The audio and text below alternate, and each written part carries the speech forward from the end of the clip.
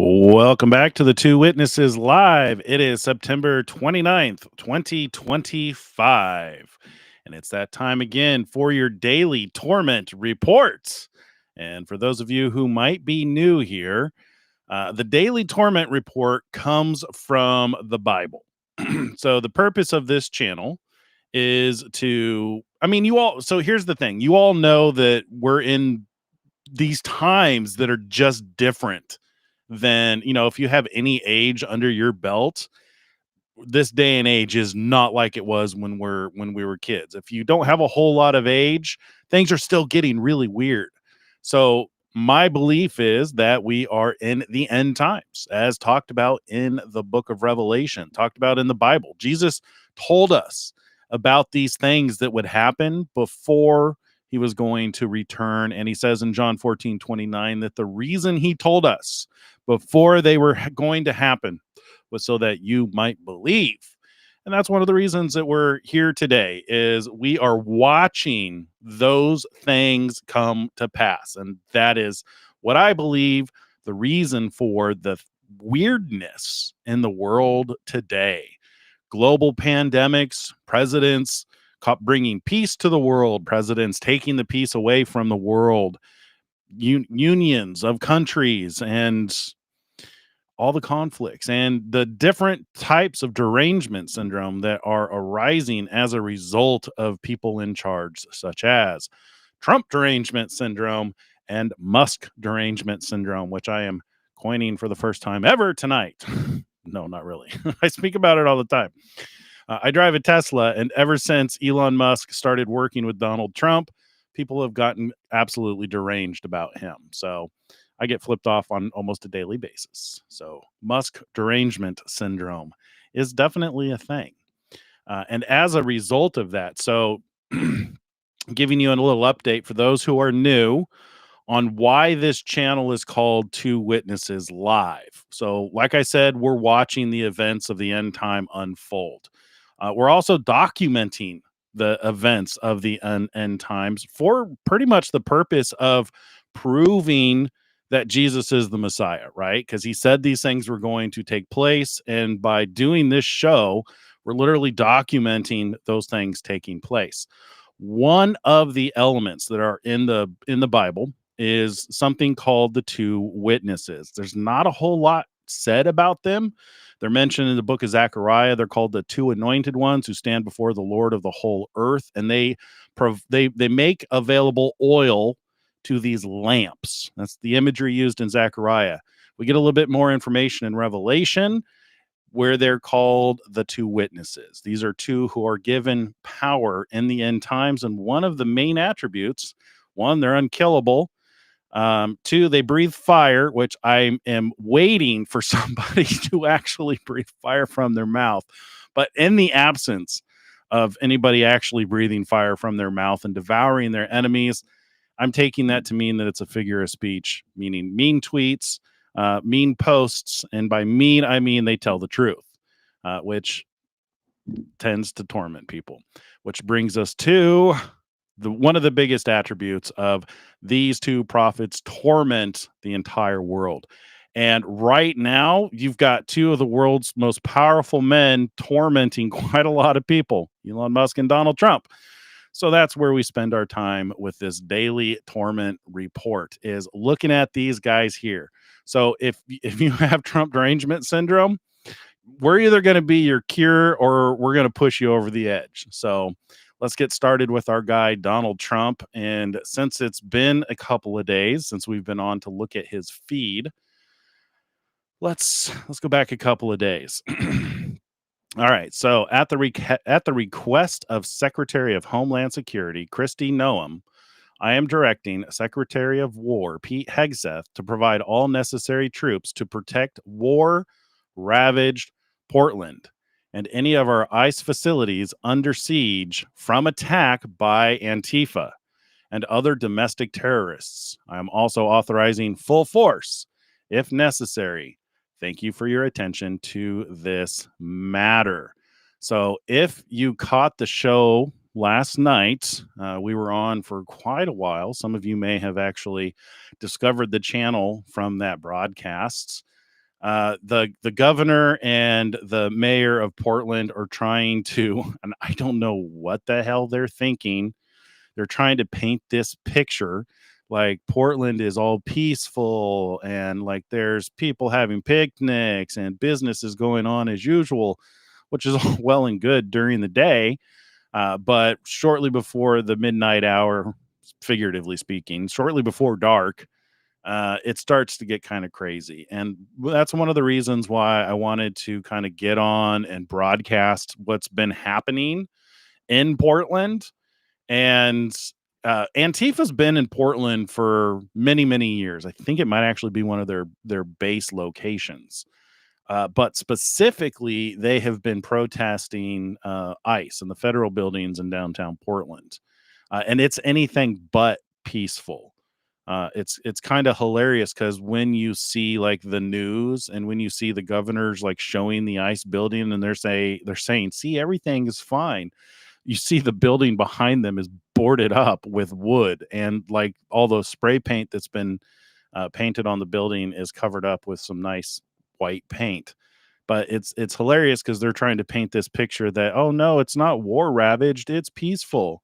But no, we got on last night to show you the kind of chaos that's been happening and it's escalating. And ever since Donald Trump posted this message and made this declaration and determined that Antifa is a terrorist organization, this has been on our radars for something to watch. Where is Mr. Brock? He has his own ministry now. You can find him on YouTube if you just search Christopher Brock. He and I kind of went different ways. I wanted this channel to focus on the two witnesses. He disagrees with me on who the two witnesses are. And honestly, it was his desire, and this was something that we butted heads with. I don't want to start a church. This is by no means a church. Those of you who know me know that I grew up in a church that became a cult. And I had to leave that. I have nothing against churches. I have a problem against cults, which specifically against narcissists, against religious narcissists, people who think they're God, people who think they're the center of the universe, people who think they're anointed, and most of them aren't, and they want to try and control your life. So I made it very clear at the very beginning that I did not want to build a church on YouTube. But that was contrary to what he wanted to do. He has had this vision of leading people and having big congregations follow him, and he wanted to build a ministry. So that's what he did. He went and he started his own ministry, and now we're continuing with the two witnesses live as it was originally intended. So uh, no ill will or anything like that. I encourage people that if God is putting something on your heart, go and do it. So he's witnessing elsewhere. Yep. All right. Benjamin Netanyahu at the end of today, quite may we all be inscribed in the book of life. Yeah, I saw that quote. We'll get to that when we get to the meeting with Donald Trump and Benjamin Netanyahu. All right, moving on. We have a lot to get through. So Trump is posting mortgage rates going down. Refinancing under Trump is going up. Trump posting memes about firing the head of the Federal Reserve, to what's his name, Jerome Powell. I could be wrong about that. You guys are reading this stuff live with me. I have a day job that I work during the day, so I don't really have a time to follow up on these things and get all the details right. So forgive me if I get things wrong. I may misspeak on things. Like lately I've been getting the mayor and the governor mixed up for Portland.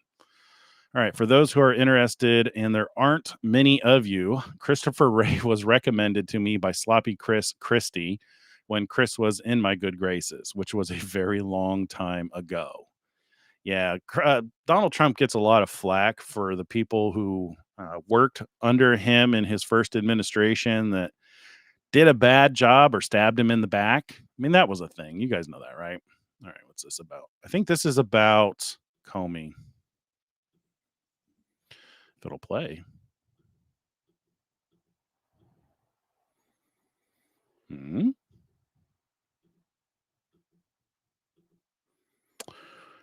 Truth Social is not the most bug free. Ago. There you go. And in that case, remember what James Baker said to the government. He said that James Comey authorized me to leak classified information to the news media, to his chief of staff, James Rubicki. And then we don't know yet what Rubicki's account is, but I suspect those three men are going to be the main state witnesses against James Comey. It's not going to be a MAGA lawyer. It's not going to be a Yeah, we don't need to watch this whole thing. Basically, what he's saying, so as you may or may not be aware, James Comey has been indicted. He is, I don't know if he's currently in front of the grand jury, but in today or the last couple of days, he's been before the grand jury while they're deliberating. There's a lot of speculation on the things that he did or didn't do. But the thing, as I understand it, that they're prosecuting him for is lying to Congress. He had said that he did not leak any information to the press. And there's FBI agents who have come out and said, you told me to leak information to the press. And that's what this is about. Robert De Niro. This is what torments people. Donald Trump is a troll. Be honest. Did you stop watching Robert De Niro movies? Yes and no. I mean, I don't really. There's very few people that I like label as like TDS. If a show came on and he was in it, that's probably the last thing I would be thinking about. The ones that really stick out in my mind are like Ellen DeGeneres, because have you seen her lately? I mean, like, she looks terrible. And wasn't Roseanne. Is it Roseanne Barr? No, Roseanne Barr's the good one. There's another one who moved out of the country who just looks absolutely terrible since they left. Anyway, moving on. Fox News alert: the director of national intelligence, Tulsi Gabbard, releasing a bombshell report today that shows a conspiracy by a sitting president, Barack Obama, and his intel agencies to sabotage the president-elect, Donald Trump, brainwash the electorate, and undermine the legitimacy of an election. There is irrefutable evidence that detail how President Obama and his national security team directed the creation of an intelligence community assessment that they knew was false. They knew it would promote this contrived narrative that Russia interfered in the 2016 election to help President Trump win, selling it to the American people as though it were true. It wasn't. Gabbard got her hands on a House intel report that's been locked away in a CIA vault for almost a decade. Investigators spent over 2,000 hours looking into how the Russia hoax was born, interviewing 20 CIA and FBI officials. And it turns out that the Obama administration doctored the intelligence to make it look like Putin and Trump stole the election. A month after Trump beat Hillary, Barack Obama wasn't satisfied with his intelligence reporting and ordered his CIA director to create a new assessment of how Russia interfered with the election. This was a highly unusual move. John Brennan handpicked 5 CIA analysts to write the assessment, and they were siloed. None of them knew what the other was doing. And only one analyst was in charge of drafting this report. There was nothing routine about this, and it was a rush job to publish before Trump was sworn in. Nothing was coordinated with the other intelligence agencies either. Basically, this was home cooking for Barack Obama. There were 4 key elements from the assessment that were repeated over and over again and formed the basis of the Russia hoax and the Robert Mueller witch hunt. 1, that Vladimir Putin wanted Donald Trump to win. 2, Putin took action to help Trump win. 3, the Russians had blackmail on Trump. That was the Steele dossier. And 4, that the Russians tried colluding with the Trump campaign. None of any of this was ever true. There was no reliable intelligence to support any of these allegations. Senior CIA officials repeatedly refused to traffic in these allegations, but they were repeatedly overruled by CIA Director Brennan and FBI Director Comey, who insisted that they be pushed, even without verifiable evidence. The Obama administration cherry-picked the intelligence, lied about their sources, misquoted sources, didn't corroborate their claims, suppressed intelligence that ran counter to their narratives. Yeah, okay, you get the point. It'll be interesting to see how much of this actually comes out in the trials with James Comey and Barack Obama too. I believe that they're working on indicting him as well. Apocalypse Tech, the two witnesses. Benjamin Netanyahu at the end of today, quite quiet. May we all be inscribed in the book of life, the two witnesses. Are you saying that you think Donald Trump and Elon Musk are the two witnesses? Yeah. So if I had to choose, like, not taking into consideration, data and observations, I would pick Benjamin Netanyahu as one of the two witnesses. The problem is, so this is one of the reasons why I'm doing this channel, the Two Witnesses Live, is because they're supposed to prophesy for 1,260 days. If you guys don't know what prophecy means, it just means telling the truth. It can mean predicting the future. Prophets do that, but prophets also speak the truth in the face of opposition. And one of the things about this channel is, if you have two men who are telling the truth for 3.5 years straight, that should produce content for 3.5 years. The problem with Benjamin Netanyahu, which I think he's a better fit from like what I want, because you've got like the Jewish leader and you've got like the Gentile leader. Those seem to be like a better fit. The problem is Benjamin Netanyahu doesn't talk every single day. He doesn't have like a social media platform where he's confronting things. He's just dealing with the war over in Israel, working on, stuff related to that. He's too busy to be like making conversation, or saying stuff on a daily basis. Now he does put out stuff on a quite a regular basis, but it's not every day. Like if you go look at like any of the feeds where he posts, it's usually every couple of days. Sometimes he'll go a week without posting anything just because he's so busy with other things. So as much as I might want Benjamin Netanyahu to be one of the two witnesses, the data seems to suggest, and I'll tell you this too. I have zero doubt in my mind about Donald Trump being one of the two witnesses. He's like the plainly obvious one because their assassination attempts were so public, right?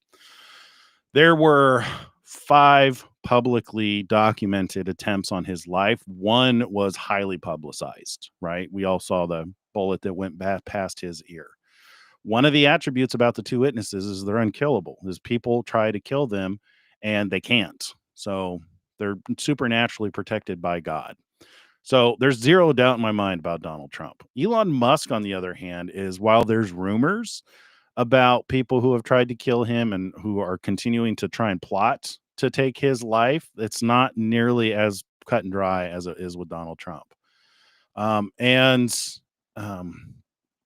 one of the attributes is they both have social networks and they both post every single day. It's literally the fuel that provides the fire. It's the fuel that feeds the fire of this channel. So as long as they continue to speak every day, we'll have content. Kind of a genius business plan, right? If you know that there's two guys that are going to be stirring up shit for 3.5 years, why not do a YouTube channel on it? I mean, it seems pretty obvious to me. So that's one of the reasons why, it's like Donald Trump's kind of a given, but Elon Musk, he's in the same boat. He's just a completely different cat from Donald Trump. And there's nothing that says they have to get along. They were a power dynamo, a power pack dynamite, when they were working together in the Oval Office. But, highly charged people they're probably gonna butt heads. So makes sense that they could butt heads. And but yeah, so I find myself questioning Elon Musk, but the more you listen to him, I think that one of the reasons why he might be one of the two witnesses and why it might go contrary to like who we would choose, like if we wanted to pick from our heart, is God looks on the heart, right? But those of us who like grew up thinking it was going to be Moses and Elijah, it's we filter through what's happening through what we were taught, and we're looking for somebody who's going to be slinging our doctrine. You know what I mean? They're going to be saying the things that you agree with because that's who you imagine. You're imagining this guy who, you imagine you're right and the doctrine that you believe is right because that's what we all do. Nobody wants to be wrong. And that's how you kind of fit who's going to fulfill the prophecy in your mind. Well, I almost wonder if God didn't pick him to kind of break that pattern, to just kind of like those who are willing to see and listen and hear will recognize that he is listening to the Holy Spirit and he is doing what he wants, even though, and he's not quoting Bible verses and he's not using terminology that you consider holy, that he doesn't have this holy appearance. Not all prophets in the Bible did that. They weren't always quoting from the Torah and being obvious, going around declaring themselves prophets. I mean, John the Baptist, which he did prepare the way of Jesus, but they kept asking, "Are you Elijah? Are you Elijah?" And he kept denying it. So anyway, my point is I think there could be a reason why Elon Musk might be one of the two witnesses, and it might not be obvious to most people. It's because God looks at the heart, and Elon clearly has a heart for humanity. And I think God honors him for that. And Elon is in a position, and this is what really matters, is the two witnesses are the two anointed ones who stand before the Lord of the whole earth, providing oil to the lamps. The lamps are the churches, and providing oil, that's what feeds the fire. So both Elon Musk and Donald Trump are the two men right now who are making that fire available, right? Like, the fact that I can do this channel is a result of their administration, their work. And we're broadcasting on x.com. That wouldn't be possible on Twitter when it was owned by somebody else. They were cutting people like me off all the time, banning our channel because they didn't want that Christian crap on their platform, right? They were cancel culture. So he's standing in the gap when he bought Twitter. So he may not fit, who you expect to be as a holy man, but you got to remember that God looks on the heart. So man looks on the outside. That's why so many people saw him dressing up in his Diablo costume, because he plays a video game god Diablo. They thought that meant that he worshiped the devil, which that's such a manly thing to do, or a human thing to do, to look on the outside appearance and not the heart. Anyway, let's get back to our torment report, because we'll be here all day if we don't. And the group, I met the head of Somalia. Did you know that? And I suggested that maybe he'd like to take her back. He said, "I don't want her." Okay, what else? You want to? Okay. As for the reaction to all of this, the weeping and gnashing of teeth from the "no one is above the law" crowd could be heard around the world last night. If you've looked at any news sources today, you've heard the word unprecedented thrown around endlessly, which tells me that apparently nobody knows what the definition of that word actually is. But please, inconceivable, spare me the outrage over political prosecutions.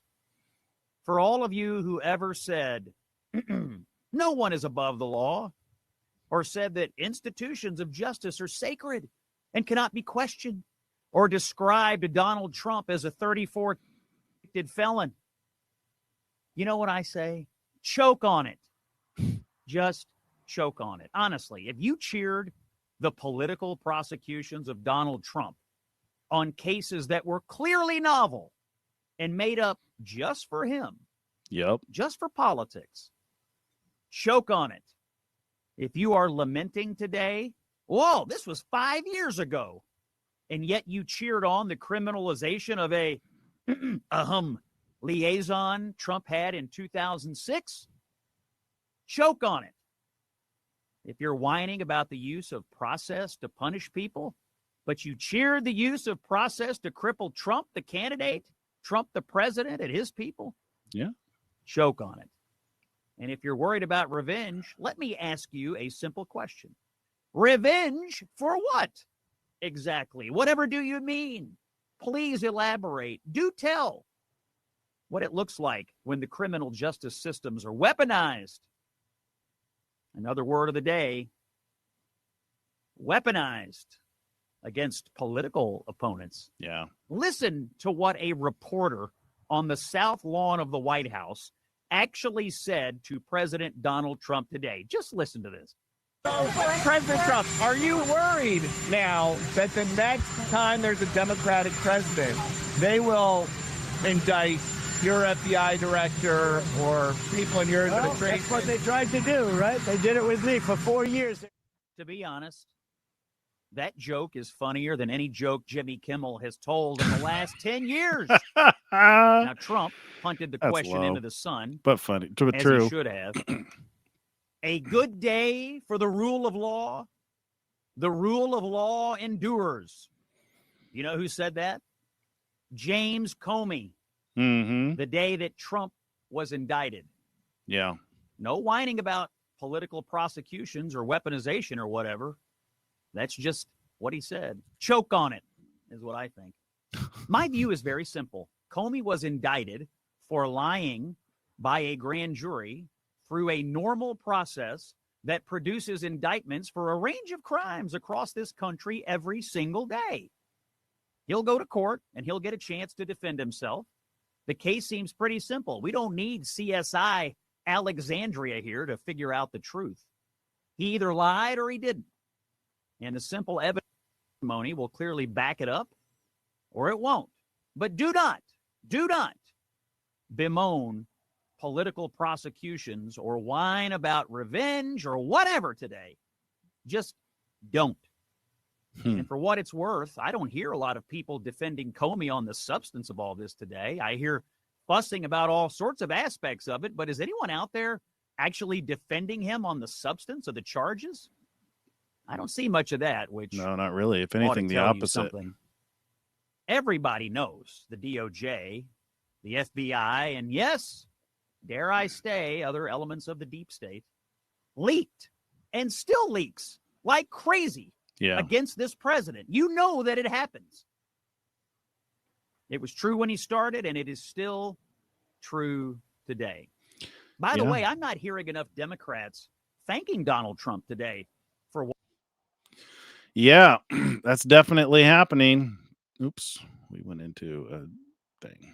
That's all right. I didn't want to listen to that whole thing anyway. He was making some good points. That was reposted. That was posted by Donald Trump. So he's posting a snippet from Scott Jennings. Worth listening to. I think that was pretty good. Probably not going to listen to this whole thing. That's 6 minutes. It's just Donald Trump in 1987. I actually remember watching him on shows like this. I probably watched this live if it was live. How come this seat is at such a low level? You know, I'm looking at him. He's got this stage rigged, folks. No. But that seat is a good half, 6 inches higher than my seat. And so am I. Huh? I see.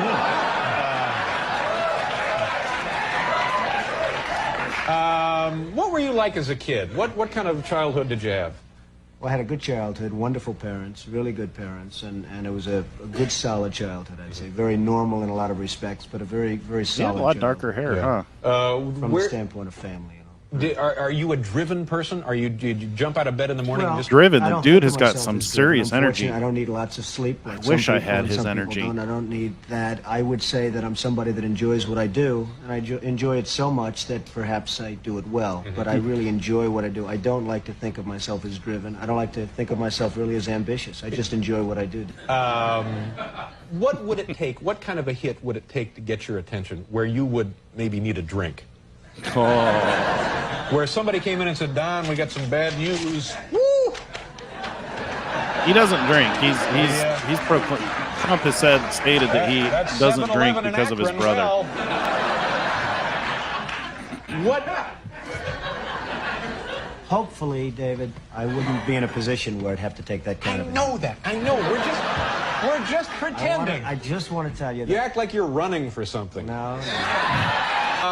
What's the deal with you and Ed Koch? Is this an old irritation between the two of you, or is this something new? No, it's really not. Ed Koch is a man who I've liked at some points in terms of. I have no objection to Ed. You know, we're not going to watch this whole thing. We'll be here all night long. But I think of this. I look at this and I see that, you know, it's these kinds of things that Donald Trump was doing as I was growing up, as part of his life, who he is, that prepared him to be the president that we have today. You know, he's been on both sides. You know, he's been a Democrat. He's been a Republican. He's learned how to negotiate. He's learned public speaking. He's learned comedy and humor. And it's all prepared him to be the man that he is today. The dude is 79 years old. And he has more energy than I do. I know he's up before I am, and he's going to bed before I am because he's posting stuff while I'm asleep. I wish I had his energy. But it's almost like it's supernaturally charged. But I believe he was prepared for a day like today, to do exactly what it is that he's doing. People want to criticize him for his past. The thing about, you want to look at any of the men of God that God chose to do great things, they got problems, y'all. They all had problems. Ain't nobody perfect. You think you want somebody who's perfect, who's lived a perfect life. That's why you got the Messiah for. And I guarantee you that even the Messiah is not going to fit the mental picture that you have for who he is.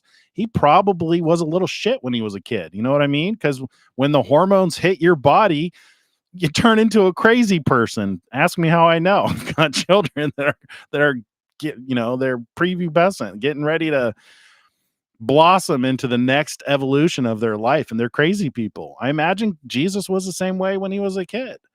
Anytime we read about the people that we admire, our heroes, it's all too easy to put them on a pedestal and, for them, ignore the uncolorful parts of life.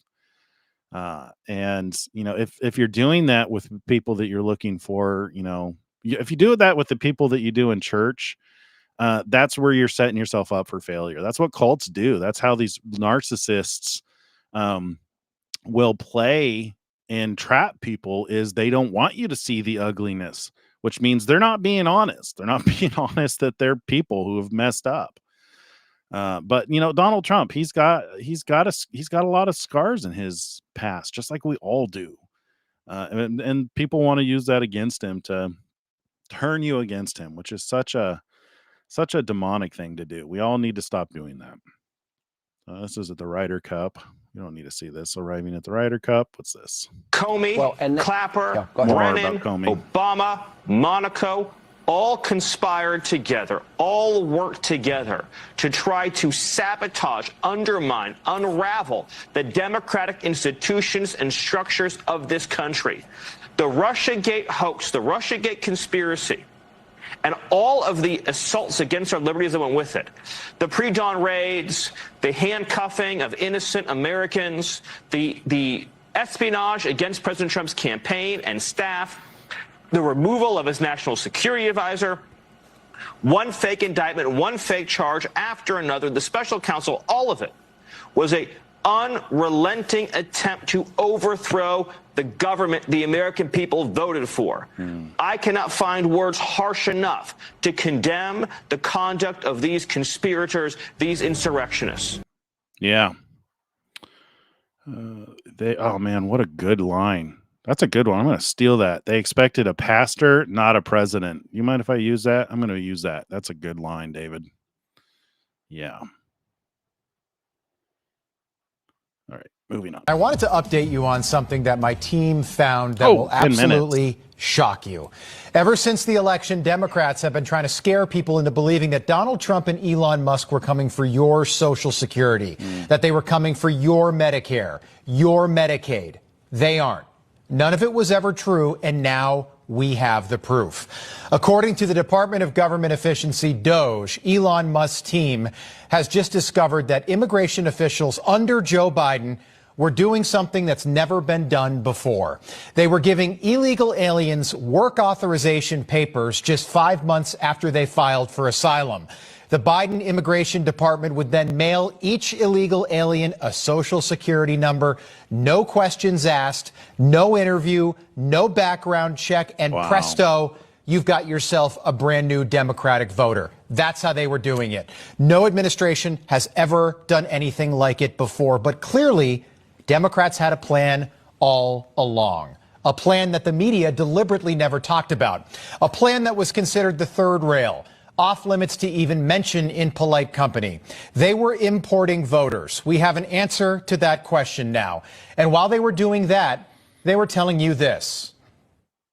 Well, there certainly is not an open border. The border is secure. but we also have a broken immigration system. The border is closed. The border is secure. I just made that really clear. Liars. It would be wrong to think that the border is open. It is not open. They were importing Democratic voters, lying to the American public, and now we have the proof. According to the Social Security they use the same game, and it's just not working anymore. Maybe this stuff worked when we had a newspaper, but the internet, when I was watching the video of the Portland mayor and the governor try and tell people that there's no war zone and that Portland is peaceful, and then like the videos that we were watching last night live, it's like who do they think they're fooling, right? I mean, like, did any of you actually go down to the border? I mean, like, I didn't go down to the border, but people I know and trusted went down there, took pictures and took video of them being at the border. So, and plus we all saw the impact. I mean, like, thousands of people were going down there doing reports on it. Obviously the border was open.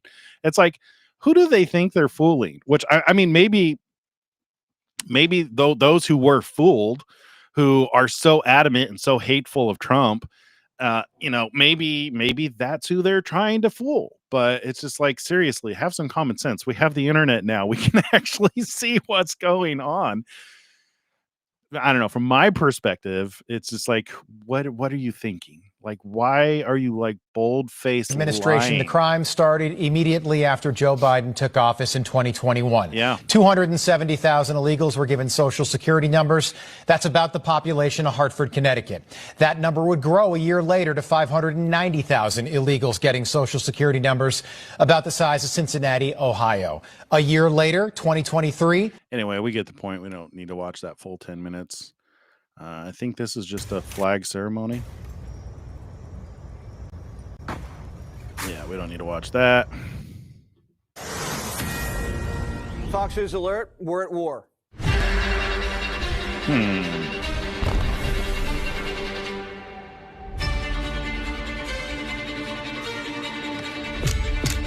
Go on.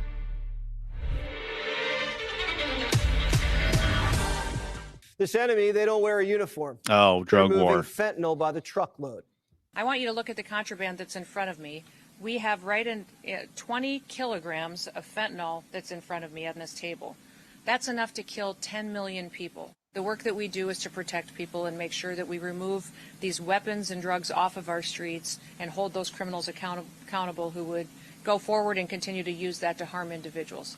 Cartels are now officially in the Pentagon's crosshairs. And it's not just the wall anymore. Yeah. So we don't need to watch this. It's 8 minutes long, but you get the point. That's that's in the crosshairs, which is, I believe, by all accounts, a very good thing. We were talking about this last night. One of the things that's starving homelessness right now, and I do mean starving, in that it's helping people sober up, is a lot of the people that are homeless are because they're addicted to drugs, and they had nonstop access to cheap drugs because it was just pouring in over the border. And as that supply starts to dry up, they start to sober up, and then they have a chance at life again. So I'm all for it. I want to talk a little bit about accountability and FBI. Tomorrow morning, you're going to wake up to a major story at Just the News. It answers a question that we've tried to pose for the last 5 years. Did FBI agents themselves believe the FBI had become biased? Tomorrow, you're going to see not one, not two, not five, not 10, but scores of FBI agents telling their leadership in an internal memo after January 6th that they believe the FBI had become politically biased against the conservative movement and for liberals. And do you guys know, is this one of the reasons? Is this one of the things that Comey is being indicted for? Because up until that report that they released that the FBI that had been embedded in the crowd for the January 6th riot, I'd only thought that there were like 5 or 10. I think he says that were 23 that were released. And this report that they just released is upwards of more like 300. cite extraordinary circumstances, extraordinary details, extraordinary statements. It's so rare for the FBI to speak up against their leadership internally, but this happened on Chris Wray's watch. Now, all the while, Chris Wray was telling Congress, we don't have a political bias problem, even though his own agents were saying day in and day out, they in fact had a political bias problem. The other thing we're going to answer for you, for the first time, we're going to be able to give you a specific number. How many plainclothes FBI agents were in the crowd and working the Capitol on the day of January 6th. Now, we knew there were 23 undercover informants. We got you that data a few months ago. Tomorrow, we're going to tell you an astounding number. Yes, it's a very large number of FBI agents that were on the scene when the riot was breaking out, all in plain clothes, all unable to be seen. Chris Wray would never answer that question to Congress. We're going to answer it for you with these documents we're going to make public. Meanwhile, on the issue of the FBI, and maybe one of the men who owns some of the legacy of that politicized FBI, James Comey. That reminds me, remember how, I don't know if you guys watched the show when I was talking about TikTok, but Trump had announced that there was an arrangement to buy TikTok. As it turns out, the one of the major buyers of TikTok is a big supporter of Israel and the Jewish nation. Remember how I said that the only reason I think that TikTok, that like this would be a good thing is if we can use that platform to continue to spread the light, to shine the lights. Trump became interested in TikTok when one of his grandchildren suggested he should use it to reach the younger generation, and it worked amazingly. We should take that to consideration, that this is, again, one of the things that the olive trees do is they provide that oil. So this is another avenue for us to shine. If you have any kind of capability to, speak in front of a camera, or even if you do a faceless channel, this is your opportunity to let your light so shine. A little bit of light dispels a lot of darkness. A grand jury in Richmond right now is considering evidence about whether he lied to Congress in September of 2020. The statute of limitations coming up next Tuesday. Today, prosecutors presented evidence in that case. And remember what we told you a few weeks ago. Director Comey told Congress, I didn't ask anyone to leak classified information. Then we showed you a document a couple of weeks ago where James Baker, the chief counsel and top lieutenant to James Comey, said, no, I was asked by James Comey through the chief of staff to leak classified information to the New York Times in October 2016. That is what the grand jury is evaluating tonight. We'll let you know if during the show they make a decision or whether that gets kicked to next week, but we're keeping a close eye on that. And with there you go. A really great and impactful book just out is on democracies and death cults. Yeah, by New York Times bestselling author Douglas Ray. Get it now, President DJT. Yeah, there's definitely groups. So cults. Let me speak a little bit. I'm not like an expert on cults. It's not like I study cults. And when I say that I was in a cult, it may not be the definition that you're thinking of. Let me tell you a little bit about my history. So I have studied the Bible my entire life because my mom is a follower of Jesus, and she ran a home Bible fellowship. So we would, meet 3, 4, 5 times a week and teach the Bible. So I was always in the Bible. We were always, singing songs and reading scripture. We had our own little children's Bible book and stuff like that. So been a big part of my life. So I was part of a ministry that was a biblical research, teaching, and fellowship ministry. That's how they marketed themselves. Is, focus was on research and teaching and reaching out. And it was amazing. Like anybody was welcome. It was very much part of that Jesus movement in the 70s that so many of us are fond of. And that was a really great time. I literally, not that I ever partook of this, but I heard that people would be, in the living room playing music, smoking dope, and reading the Bible. We didn't smoke dope in my family, but we would be, singing songs and reading the Bible and learning. So that was kind of how I grew up. Well, when the founder of that ministry died, it was passed on to another much more aggressive, narcissistic individual. And he pretty much transformed that ministry, which probably had 1 million members, maybe more. Uh, it was a global ministry. It was an international ministry. Its main way of doing teachings was in the home. Is it encouraged people to do home Bible fellowships, a lot like the first century church. And you can imagine that kind of structure was unmetered, uncontrolled. And, bad things did happen because we live in a world that, has demons in it that cause people to do things. And, people who don't renew their mind, make themselves subject to demonic influence. So there were things that never happened that I was aware of in our fellowship, but, there was sexual abuse. There was all kinds of things that took place. And when his name was Craig Martindale. The ministry is called the Way International, if you guys want to know. When Craig Martindale took over, he infused his narcissism, and really kind of supercharged the culty aspect of it to where they had an established doctrine to where this is what we believe. It was more about his research, not the research of the ministry. You weren't really allowed to question. I know, because I asked a lot of questions and I got told to shut up a lot. You weren't really allowed to question, and he turned it into a very much an us versus them.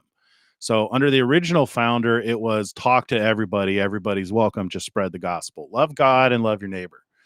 But under the narcissistic Craig Martindale, he turned it into much more of a cult, which is closer to the definition of a cult, to where you have like a leader who people follow.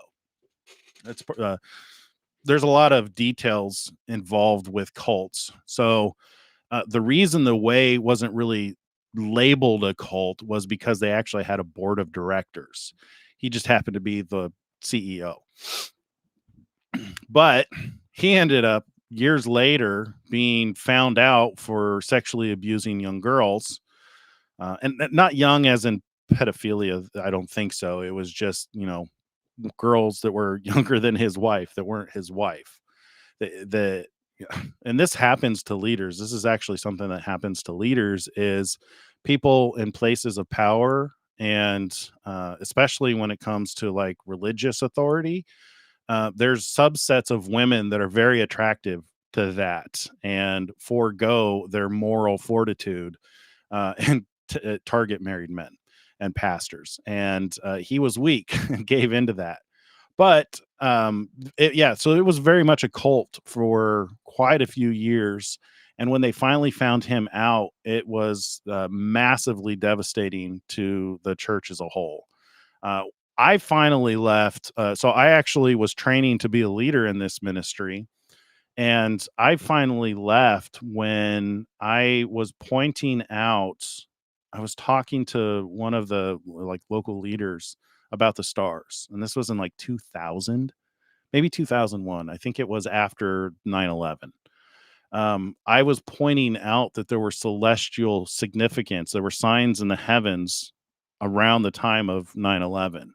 And then that also got me into looking at things happening on days of eclipses, and started recognizing, well, wait a minute, the things on the earth sometimes seem to match like what's written in the stars, almost as if God is using the stars to tell us about major events. And since then, we have a lot more information about the connection between the sun, the moon, and the stars, and events happening on the earth. And Jonathan Cahn talks about it with Shemitah cycles. A lot of my research in the end time in the book of Revelation focuses on events happening in the stars. We use it every day for clocks. That's how you know what hour it is because of the position of the sun and the moon right now. That's how you know what day it is. Same thing. Position of the sun and the moon. How you know what month it is. What what constellation the sun is in. There's the whole solar system is set up for a timepiece. Why not have it mark significant events that have an impact on the entire world? Anyway, how did I get on this?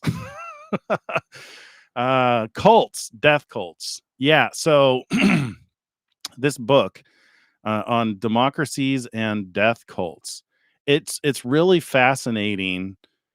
Satan works through our beliefs. He gets people thinking that they're right, so much so that they're willing to harm not only themselves but others. Belief, religion, sex, and money are some of the most powerful forces in this world. And the best thing that you can do is become critical and question everything. And this is one of the things that cults try to prevent you from doing is questioning authority, questioning the accepted doctrine, questioning their law, because they don't want you to step out of line. They want to be able to control you, and it's one of the tools in the tool belt of the devil, the adversary. Is getting people radicalized to the point to where you know they'll harm others, and it's in direct opposition. So really, if you wanted to break down the Bible, is you could break it into be empathetic like Christ, or be narcissistic like the devil, right? Because those are the attributes of the devil. You're right. He thinks he's God, thinks he's right, thinks he has the right to harm other people. Jesus is forgive you, love your enemy, forgive, love your neighbor, love God with all your heart, soul, mind, and strength. Sacrifice yourself. Diametrically opposed. Anyway, we should keep going. I don't know where I was going with all that stuff. Let's see. We have a real chance for greatness in the Middle East. All are on board for something special. First time ever. We will get it done. President Donald J. Trump. I'm speculating, and this is just a guess, that the peace agreement doesn't take place until February, based on that star stuff I was telling you about. I know it sounds hooky pookism, but there's just go to Chat GPT and ask it, give me world events that happened on days of eclipses. You'll see that I'm not crazy. It's a legitimate thing. All right. Let's see. It was great being with King Charles, Queen Camilla, and the royal family. All right. I have been briefed on the horrendous shooting. Okay, let's read this. I have been briefed on the horrendous shooting that took place at the Church of Jesus Christ of Latter-day Saints in Grand Blanc, Michigan. The FBI was immediately on scene and will be leading the federal investigation and providing full support to state and local officials. The suspect is dead, but there is still a lot to learn. This appears to be yet another targeted attack on Christians in the United States of America. The Trump administration will keep the public posted, as we always do. In the meantime, pray for the victims and their families. This epidemic of violence in our country must end immediately. Agreed. Yeah, so as I understand it, so the left is obviously trying to portray this guy as the shooter as a Trump supporter. They are already flooding the social networks with AI generated and photoshopped images of this guy wearing Trump shirts. There are people out there who are combating that. I don't have the time during the day to put together the research to show you these things. But there are people. Maybe I'll post a couple of links in the description after this, if you guys want, of a couple of people who have been posting. So,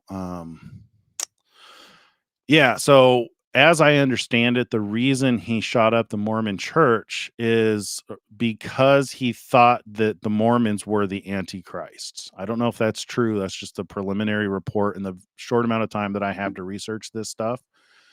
And that's why he felt that he needed to do something about hurting them, which we were just talking about the difference between, the beliefs that cause you to hurt yourself and others and the beliefs that, cause you to love your neighbors as yourself. This is some of the damage that people cause when they really talk about things they don't know what they're talking about. And the Antichrist is one of those things. Studying the Antichrist in the Bible is one of the easiest things to study because it's only used 5 times in 4 places in the Bible, the word. All the places that word antichrist is used in 1st and 2nd John in the New Testament. It's not used throughout the Bible like people would have you believe, because you've got this Hollywood version of the Antichrist about this end time ruler who's going to take over the world and cause everybody to take the mark of the beast. That is something else.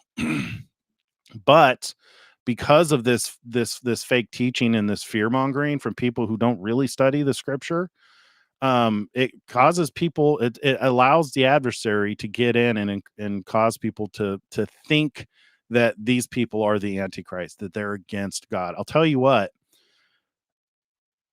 Jesus, if there was anything that you wanted to study and focus on to be impactful, my recommendation is to master the 7 churches in the book of Revelation. Revelation 2 and 3 talks about 7 churches. These are the 7 groups that Jesus that he condenses. My interpretation is that he condenses anybody who follows him into 7 categories, right? And he uses the description of the church to demonstrate what it is that he likes, what it is that they need to change, and what he doesn't like and what they need to change. 5 of those 7 churches have things to change before he comes back. So it's like a template of what to fix before you come back. It's things like, stop pushing doctrinal error, stop manipulating people like Jezebel, stop sexually abusing people. I mean, like pretty common sense kind of stuff, like get your stuff together before Christ comes back, repent from the evil, repent from sinning before he returns. But the 2 standout churches are Smyrna and Philadelphia. They ain't got nothing to repent from, according to Jesus. And the 2 of them illustrate loving God and loving your neighbor as yourself. So like, that's kind of the whole point, is just like, what can you do to love God and love your neighbor as yourself? Don't look for people you think you need to kill or hurt because you're afraid that they're the Antichrist. The reason I bring up those 7 churches is it's very likely that the Mormon church, because they follow Jesus, is included in that grouping of the churches. It doesn't mean they're perfect. They probably have something they need to repent from, and I have my speculation on what that is. But that goes for all churches. So like, don't be afraid of the church that you're in unless you're in a cult, and you're in a cult because you can't question. If you're afraid of somebody's reaction towards you questioning them or leaving them, you're probably in a cult. A healthy church welcomes people. A healthy church tries to help you. And they're not trying to glorify someone over somebody else. That's a healthy church. A healthy church truly, genuinely wants to help others. And that's where they put their time, their effort, and their resources, is in teaching people about God and teaching people to love their neighbor as themselves. Lost my train of thought. Oh, Mormon church. Yeah. So it's very likely that the Mormon church, because they follow Jesus, is included in the 7 churches, just like whatever church you go to. If it's a Baptist or a Jehovah's Witness, if you're in a church that teaches that Jesus is the Son of God, you're in in one of those categories, one or more of those categories. And if you're if you're in a church that's constantly in tribulation or crushing pressure, that's probably likened to the church of Smyrna. If you're a church that really excels at loving your neighbor as yourself, like you're doing what you can to help people. You're reaching out to the homeless. You're reaching out to the youth and bringing the gospel to people. You're probably in a Philadelphia church. And the thing that was really humbling to me is that the church of Philadelphia is called the Church of Little Strength. And I don't know if this is true, but to me that means that they probably don't know everything, because the Church of Ephesus, one of the things that the Church of Ephesus is they had the people who started the Church of Ephesus knew Jesus. It was Aquila, Priscilla, Paul. They had interactions with Jesus to a degree in his ministry and the disciples. So they were really close to the things that were happening. So when they started that church, that was the church that knew what was really happening and what wasn't happening. I call that the church that had things right, the accurate church. And the repentance that they're given is they need to return to their first love. They said, you've left your first love, because if you read the entire Bible a couple of times, you'll realize that the church of Ephesus, the whole book of Acts in the New Testament, is about the church of Ephesus. And the thing that they did is they spread the gospel throughout all of Asia Minor in 2 years and 3 months. That's what the book of Acts is all about. So they're the ones that help start the other churches. So when Jesus says, return to your first love, or else I'm going to remove your candlestick, it's because they got away from spreading the gospel like they did when they started everything. So I look at that church as like the church that's like got things doctrinally correct, right? Because they were closest to the source. But then you got Philadelphia, which is way out towards the end of the churches that they helped found. And it's called the Church of Little Strength. It's like the game of telephone. The further away you get from the source of the truth, the more things are going to be wrong. I wasted a lot of my time punishing people for being what I thought was wrong. Like I was elevating myself, saying, you're wrong about this, you're wrong about that, getting into stupid fights, foolish arguments, foolish debates about, what's right and what's wrong. There's definitely a place for iron sharpening iron. There's definitely a place for study, and definitely is a right and a wrong. There's definitely a rightly dividing of the Bible and a wrong dividing of the Bible, but it is under no circumstances a reason to mark and avoid your brothers and your sisters. Those are your neighbors. Love your neighbor as yourself. So even if you disagree with what somebody believes and teaches, just remember this: there's only one unforgivable sin. That's blasphemy against the Holy Spirit. So if these people are following the Son of God, they're following Yeshua, he says he'll forgive all manner of sin against him. So my point being in this long monologue here is stop worrying about, having a lot of knowledge. You can start spreading the gospel with knowing very little. All I got to know is that Jesus died for you. Romans 10:9-10 really does give you kind of everything you need to know to be saved. That if thou shalt confess with your mouth the Lord Jesus and believe in your heart that God raised him from the dead, you'll be saved. For with the heart man believeth unto righteousness, and with the mouth confession is made unto salvation. It's really just a heart issue. Knowing that Jesus gave his life for you. Be like him. Stop trying to hurt people and stop trying to label people according to their sins so that you have a reason to hate them. That's what the adversary does. Don't be like the adversary. Love God and love your neighbor as yourself. That's what the two churches that have nothing to repent from really say the loudest. Is it's less about what you know and it's more about who you are and your heart towards others. Where were we? What exactly is blasphemy of the Holy Spirit? That is a really good question that I would like to know the answer to as well.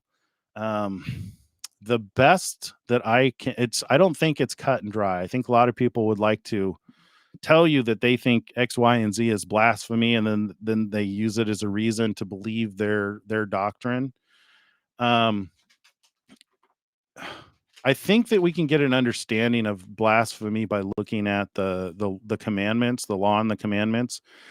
You start with the first commandment that was given to Moses, to not have any other gods before him, not to worship anything on the earth, the sea, or in the heavens.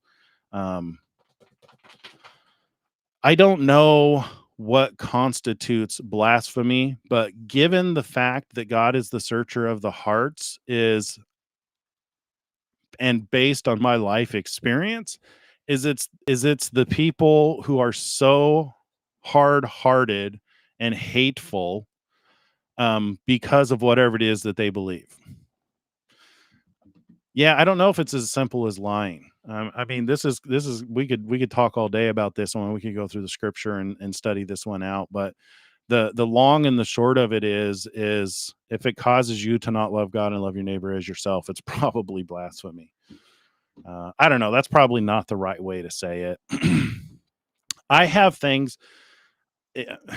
opinions on this, and I'm really reluctant to kind of say what my opinions are just because I don't think it's worth the spending the entire day on this subject. Let's just suffice it to say that what I think, if you want to know the right thing to do, so the mark of the beast, I think we get an idea of what that blasphemy against the Holy Spirit is by looking at the mark of the beast, right? This is a mark.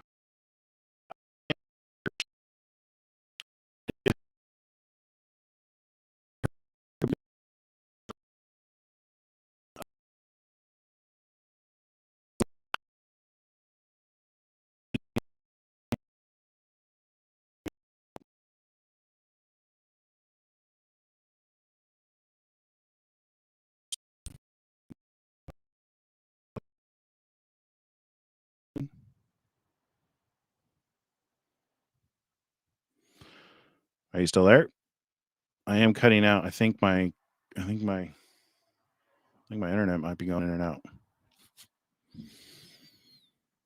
Can you guys hear me? Let me know if you can hear. Well, it says I'm still live, so I'm going to assume that you guys can still hear me.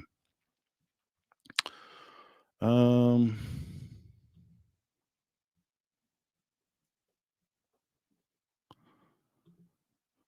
on. Bear with me here for a minute.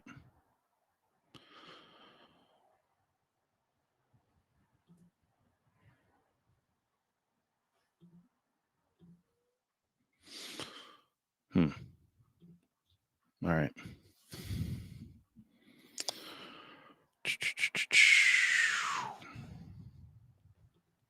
All right. Are we good? Internet stabilized? It is kind of getting stormy out here. Well, not stormy, but rainy, and my internet kind of goes out when the weather gets crazy. All right. Everybody says we're still live. All right. So to your question on blasphemy against the Holy Spirit. So I think this is probably a really good answer, is looking at the mark of the beast versus the mark of the 144,000. So we'll start with the mark of the 144,000 because I think this is the right mark to have. And in 14, it says, "Then I looked, and behold, a lamb standing on Mount Zion, and with him 144,000, having his father's name written on their foreheads." So the lamb here is the Messiah, Jesus, who gave his life to save you and me and children of Israel, basically to save anybody who believes in him. The 144,000 are the first fruits raised from the dead or resurrected. Anyway, they're here. They're here with the lamb on the mountain, and the thing that they have written on their forehead is the lamb's father's name. So whether that's I would venture out to say that it's probably Yod He Vav He, Yahweh, or Jehovah, Adonai, Hashem. You know what I mean? It's the lamb's father's name. Now, God has many names. Which one that is, I'm not entirely sure, but it's the lamb's father's name written on their forehead. So basically, and this is what the lamb did. It's throughout his entire ministry, he always pointed people to his father. So it makes sense that those who are with the lamb follow him, and their God is the same God as the lamb's God. Does that make sense? So that's the right name to have on your forehead, which would indicate that the wrong name to have on your forehead is that mark of the beast. So this is the second beast in Revelation 13. He causes all, both small and great, rich and poor, free and slave, to receive a mark on their right hand and on their foreheads, that no man may buy or sell except one who has the mark or name of the beast or the number of his name. Here is wisdom. Let him who has understanding calculate the number of the beast, for it is the number of a man. His number is 666. So what we do know about this is that it's not the lamb's father's name. It is somebody else's name. To me, that seems like a very good candidate for blasphemy against the Holy Spirit. See what I mean? Does that make sense to you guys? This is what makes the most sense to me. Like, if you don't want to sin against God, you don't want to commit some unforgivable sin, just know who your God is and don't worship other gods. So to me, I think it gets almost like a doctrine or a belief. And I think it probably relates to these death cults. You know, if you're so radicalized that you feel you need to go shoot up any kind of a group, I think you might have the mark of the beast, dude. I'm just saying, because if you have the Lamb's father's name, I don't think you'd be doing that. I think to be marked with the Lamb's father's name, you're probably going to be loving God, hence the mark, and loving your neighbor as yourself. So that's kind of a really long explanation of something I didn't really want to get too deeply into. All right, let's get back to Donald Trump, you guys. Let's see.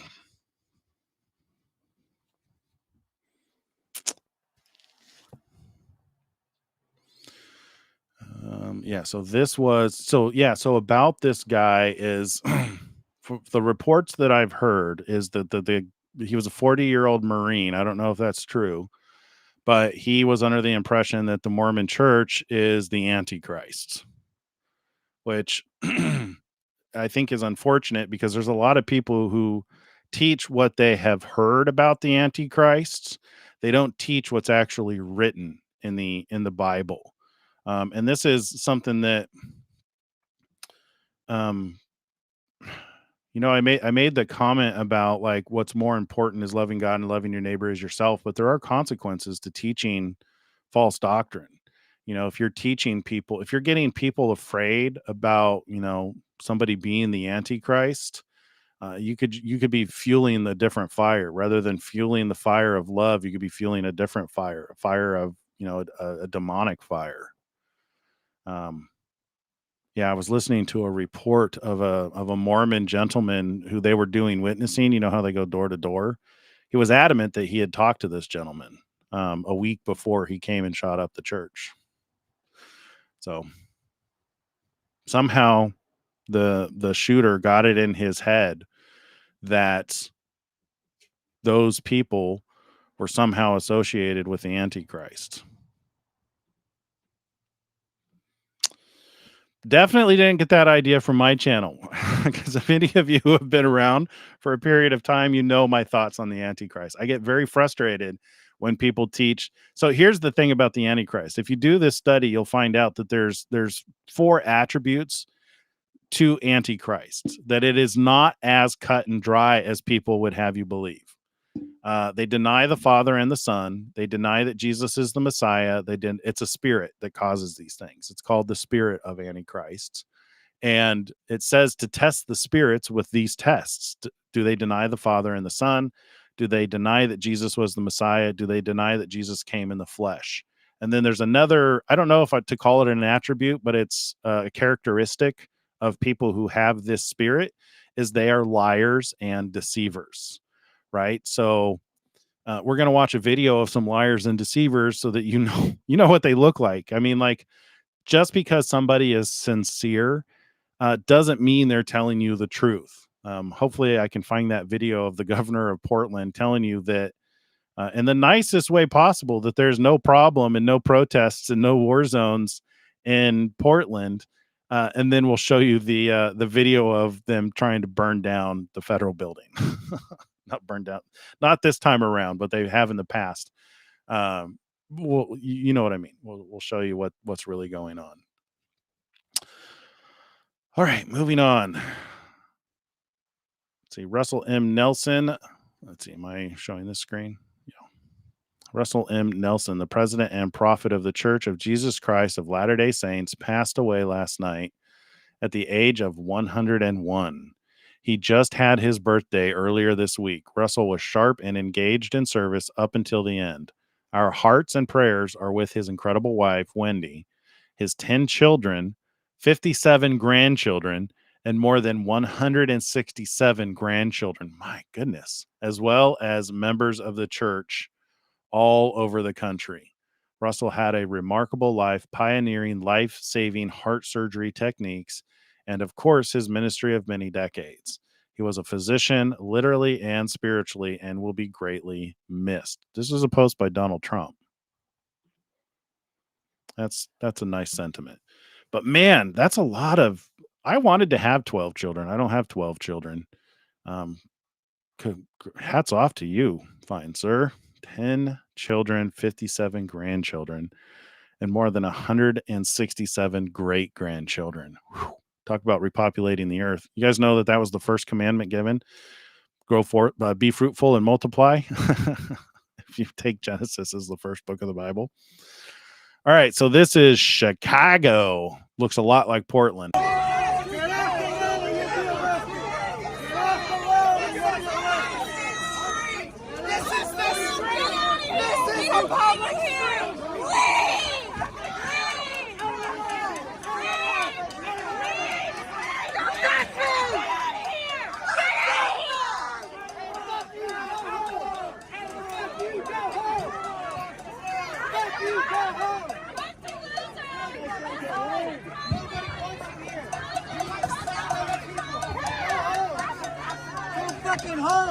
Wow. Very similar to what we saw last night in Portland.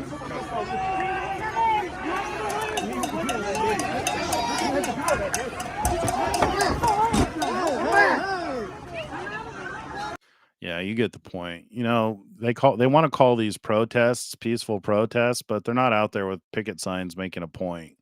They're out there causing trouble. Some of the highest quality 24-karat gold used in the Oval Office and Cabinet Room of the White House. Foreign leaders and everyone else freak out when they see the quality and beauty. Best Oval Office ever in terms of success and look. President Donald J. Trump.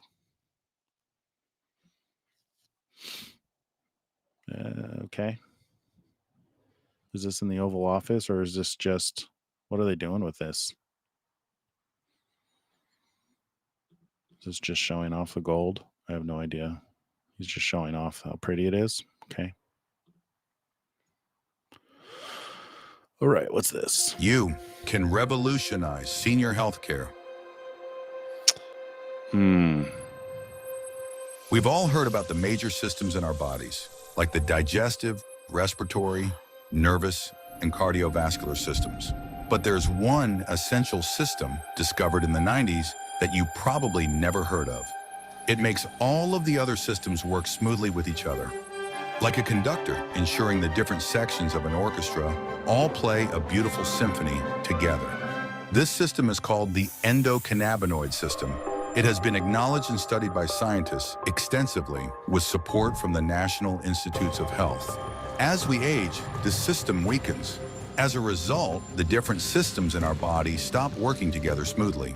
That's one of the reasons older adults struggle with pain, inflammation, is this a commercial? And other ailments of aging. No, it's a post by him. Doctors often prescribe dangerous and addictive pharmaceuticals. They also recommend lifestyle remedies, such as exercise, good diet, and stress management. And while all these improve the system, it is only fractionally and over a long time. But here's the game changer. The system can be restored faster using hemp-derived CBD. When the system is restored, pain subsides, sleep is improved, and stress is reduced. When the system is restored, disease progression can slow down, and years are added to your life, as well as years spent in good watching? health. And 20% of seniors are already using CBD today for pain, arthritis, cancer symptoms, sleep disorders, Alzheimer's, is this Trump's secret to his energy? CBD? But doctors are not equipped to provide guidance, and there are no FDA standards for what is already in the market today. Imagine if that were the case for other medications. I know a lot of people Older who adults CBD are is a miracle. Needlessly. Hemp-derived CBD can help them feel better, live longer, and improve their I'm quality floored of life that Donald Trump posted significantly. this. A He's supporting PricewaterhouseCoopers CBD oil. report estimates annual cost savings for the U.S. nearly $64 billion a year if cannabis is fully integrated into the healthcare system. The groundbreaking 2018 Farm Bill, championed by President Trump, wonder was the first step. if this isn't now a it's part time of to why educate he's doctors making on the endocannabinoid system, pharmaceutical provide drugs. Medicare coverage for CBD, and give millions of seniors the support. Okay, yeah, we're almost at the end of that. I almost wonder if that's not related to what he's doing with the pharmaceutical drugs. We don't produce a lot of the pharmaceutical drugs in this country. A lot of them are produced in other countries. A lot of them produced in China. We learned that from COVID when things became hard to get. But marijuana and CBD is like a number one crop of the United States. I used to live in Methford, which is the pet name for Medford, Oregon. They call it Methford because their number one crop is drugs. they I think it's meth is not literal, but you guys get the reference, get the point. Interesting, because so what he's doing with the pharmaceutical companies is he's putting on, I think it is like 100% tariff if they're not making an effort to move the production of the pharmaceuticals to the United States. And he's made it pretty easy to qualify as making an effort, to where literally they have to buy a piece of land and go out and stick a shovel in the ground to show intent to move to the United States.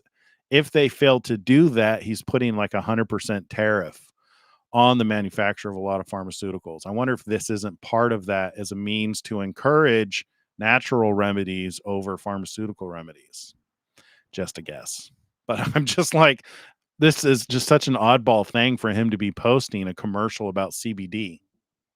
They deserve. You will deliver the most important senior health initiative of the century, cementing your legacy and transforming aging care. Millions everywhere will thank you. I know a lot of people who use CBD. It's you. My wife's father had Alzheimer's, and it was a miracle for him. It was immensely helpful. Her mother uses it for pain. She has cancer, and she uses it to manage the pain. And I know a lot of people who are in a lot of pain who use it to manage pain. Yeah, so I mean, I ain't got nothing bad to say about CBD. Let's see, we already saw that. Border Patrol will take no nonsense. Federal takeover in Chicago is ramping up. Many U.S. Border Patrol agents were spotted roaming the sidewalks on North Michigan Avenue. Border Patrol is also present in Chicago River.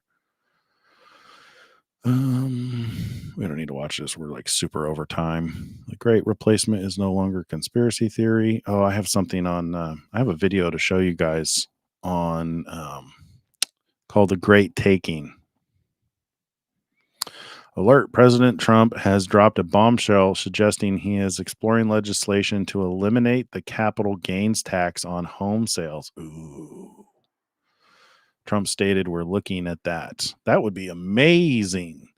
I hope he gets rid of all the crazy taxes. I hope he gets rid of the Internal Revenue Service and all the taxes that prevent people from actually being wealthy in this country. Holy crap, Ryder Cup crowd in New York goes crazy for President Trump, and his granddaughter Kai breaks out into chants, USA, USA. This is what a president who is loved by his fellow countrymen. I'm sure it says do. Dying former Miss Wisconsin delivers a tearful thank you to Trump. Trump absolutely demodeled. Okay. I don't want to read all these. There's a lot of them. We gotta get on. No, these are guys at the Ryder Cup. Are you watching? Are you watching? Are you watching God? Are you watching Donald Trump? Okay. Watching Donald Trump? No, it's kind of him. He's saying, yeah, I'm watching. Congratulations. Cute. All right. We got to be almost to the top here. This was 22 hours ago. Hard to watch the NFL kickoff. It's wrong on every level. They should end it immediately. Bad for the game of football. I don't know what they're doing. Are they kneeling again? Are they still doing that kind of crap? All right. Self-proclaimed New York City communist Zohran Mamdani, who is running for mayor, will prove to be one of the best things to ever happen to our great Republican Party. He's going to have problems with Washington like no mayor in the history of our once great city. Remember, he needs money from me as president in order to fulfill all of his fake communist promises. He won't be getting any of it, so what's the point of voting for him? This ideology has failed always for thousands of years. It will fail again, and that's guaranteed. President Donald J. Trump. Yeah, we don't want to be communists. Let's see. Our movie making business has been stolen from the United States of America by other countries, just like stealing candy from a baby. California, with its weak and incompetent governor, has been particularly hard hit. Therefore, in order to solve this long-time, never-ending problem, I will be posing a 100% tariff on any and all movies that are made outside of the United States. Thank you for your attention to this matter. Interesting. I wonder if that's going to harm the when they're like filming in Australia and in other countries just to get those scenes. I mean, I'm all for the tariffs. I believe in the tariffs. I think they work, and I would rather pay my taxes that way than the IRS. I can't wait for the IRS to be abolished. I don't know about this movie one though. I hope it doesn't affect like the filming in Australia. Let's see. In order to make North Carolina, which has completely lost its furniture business to China and other countries, great again, I will be imposing substantial tariffs on any country that does not make its furniture in the United States. Good. I have friends who are furniture makers. Some of them are actually in the audience right now, cabinet makers and furniture makers. I know for a fact that this affects them. President Trump welcomes a prime minister. Yep, they met today. What is this? Look, guys, there's no way to sugarcoat it. Nobody likes Democrats anymore. We have no voters left because of all of our woke trans bullshit. Not even black people want to vote for us anymore. Even Latinos hate us. So we need new voters. And if we give all these illegal aliens free health care, we might be able to get them on our side so they can vote for us. They can't even speak English, so they won't realize we're just a bunch of woke pieces of shit, you know, at least for a while until they learn English and they realize they hate us too. I consider this fire from the mouth of one of the two witnesses. Trolling people. All right, let's move on to Elon Musk. Good gravy. All right, we're going to go through this quick. I'm going to skip over the retweets, the reposts, just because we're already at an hour and a half. All right, you guys have any comments before we move on to our guy, Elon? Of the fathers have died in war. It was through the mother that DNA. Are you guys talking about Jewish heritage? Yeah. Yeah, man, it slows down. Next step, stops seizures, still grows something in the brain. It helps with dementia or Alzheimer's. Yes, it does. Maybe I'll get tested. I do CBD. I just quit smoking. The CBD flower caused the spirit was convincing me. Now I use the gummy or the oil. Dave Farden Jr. I've always heard that it is rejecting Jesus as the Christ. It may be that as well, but not sure. Jesus Christ is my savior, that I know. Well, yeah, that's one thing you can know for sure is the whole book of Revelation is about the Lamb and his father, right? That's the seven candlesticks surround the Son of Man. So you can't go wrong making Jesus your savior. Let's see. November 17th is the anniversary of the 1978 People's Temple, Guyana, Jim Jones massacre. Jones described them as strong black socialists. Seems like a different conversation. Moving on. All right. So that's not from Elon. Where's Elon? Did I not? Oh, this is his. There's a grok code. We're going to skip the grok code stuff. I don't think most of you guys care unless it's like really relevant. Grok 4 heavy.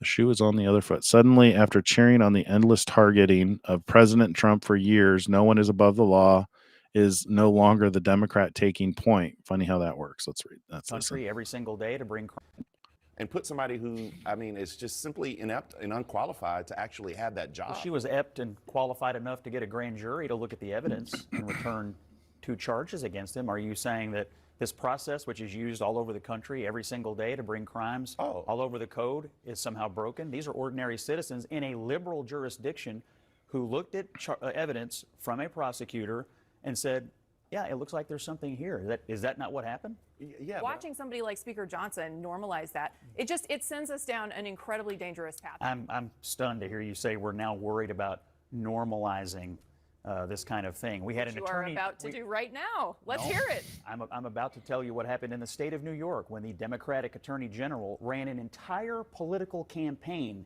promising not to uphold justice, but to prosecute one person, Donald Trump. And I didn't hear a lot of weeping and gnashing of teeth among Democrats about normalizing the weaponization of justice. And what we're talking about is the abuse of the system. What abuse beyond the idea of prosecuting people when Democrats were going after Trump? Were you worried about abuse? Because I firmly believe that Donald Trump broke the law and he was indicted. Do you think the 34 charges that are cited all the time were good charges? But let me actually go back to Joe Biden. Joe Biden indicted his own son. Did he deserve to be indicted? Yes. But he indicted his own son. You're saying the White House was directing. You're saying the White House was directing indictments. But there's nobody directing indictments. That's a revelation. Have one person speak at a time. What were you just saying? Yeah, he did pardon him. And Shoes on the other foot. Okay. So dumb. Hate symbols groups according to the ADL. These are hate symbols. White.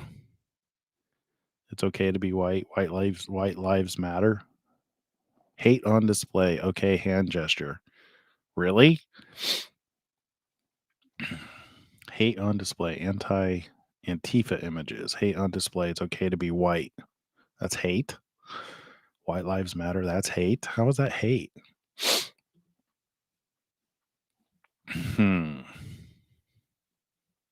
So dumb. I don't get it. I mean, I think it's dumb if those are the symbols that people are using to symbolize hate. That is retarded.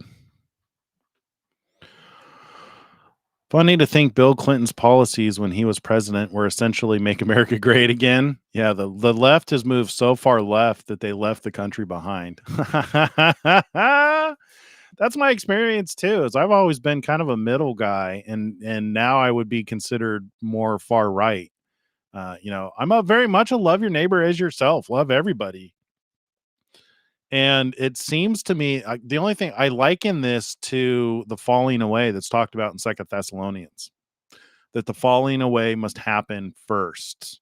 And maybe it is as simple as moving people to the right and to the left. I know a lot of people say that it's not left and right because they're both wings of the same bird.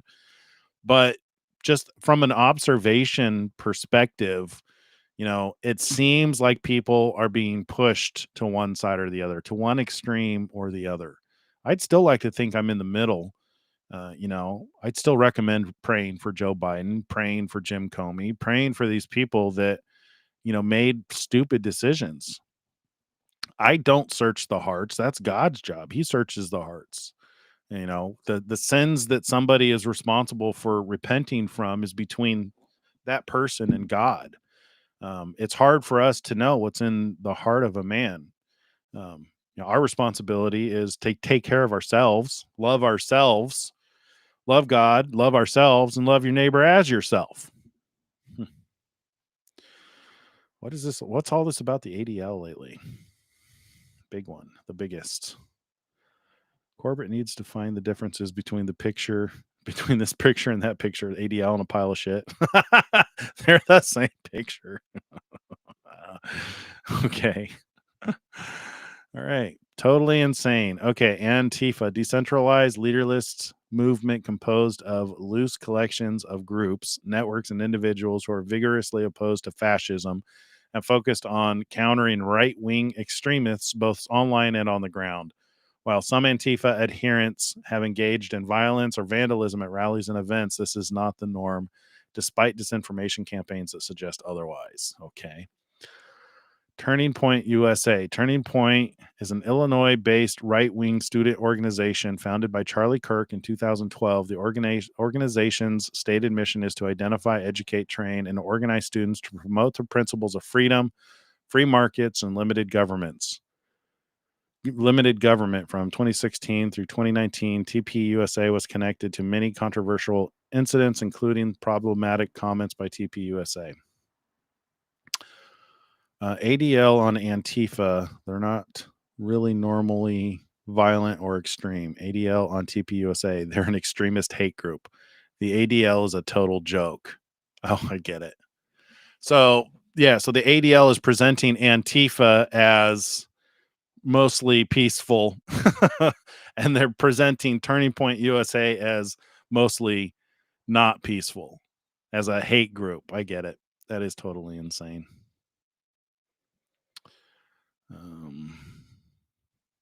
Yeah, we're still on this main line. All right. Christian identity. Okay. In case you're wondering, organizations who falsely label you as part of an extremist hate or terror group are not your friends. So the ADL labels Christian identity as a hate group. Using such false and defamatory labels about people and organizations encourages murder. Exactly. That's the thing. It's just like, and don't get me wrong, you and I are both guilty of doing this. This is something that we all need to stop doing. Not to the degree that the ADL is doing it, that Elon Musk is pointing out here, but we tend to label people according to their sins. This is also an issue that we need to stop doing. How many people have you said, oh, Uncle Joe, he's an alcoholic, don't go around Uncle Joe because he's an alcoholic. And you're just thinking that that's like the label that sums up who he is as a person. We need to learn to love people, and you don't have to accept. So love doesn't mean that you accept. So there's people out there of all walks of life that, have different levels of sin and tribulation happening in their lives, yours included. And the solution to everything, the solution for all of us until Christ comes back and starts to fix things, until the what is it called? The curse is fulfilled and Christ comes back and all of this gets fixed. The best we can do is love God and love our neighbor as ourselves. We've got to stop labeling people in order to hate them. And we don't all do that, but it's almost part of like the demonic human condition, that we want to label people. And this happens in cults a lot too, is they label people who are contrary to the group in order to mark and avoid them. I saw this a lot, at my lowest points when I was when the ministry I was a part of was very cult-like, is when I was at my lowest points, when I needed the love of the household more than anything. They just wanted to kick me to the curb and point fingers and blame me for things they had labeled sins. Got to stop doing that. Bill Clinton on illegal immigration, 1995 State of the Union. Large numbers of illegal aliens entering our country. The jobs they hold might otherwise be held by citizens or legal immigrants. The public service they use impose burdens on our taxpayers. That's why our administration has moved aggressively to secure our borders more, by hiring a record number of new border guards, by deporting twice as many criminal aliens as ever before, by cracking down on illegal hiring, by barring welfare benefits to illegal aliens. In the budget I will present to you, we will try to do more to speed the deportation of illegal aliens who are arrested for crimes, to better identify illegal aliens in the workplace, as recommended by the commission headed by former Congresswoman Barbara Jordan. We are a nation of immigrants, but we are also a nation of laws. It is wrong and ultimately self-defeating for a nation of immigrants to permit the kind of abuse of our immigration laws we have seen in recent years, and we must do more to stop it.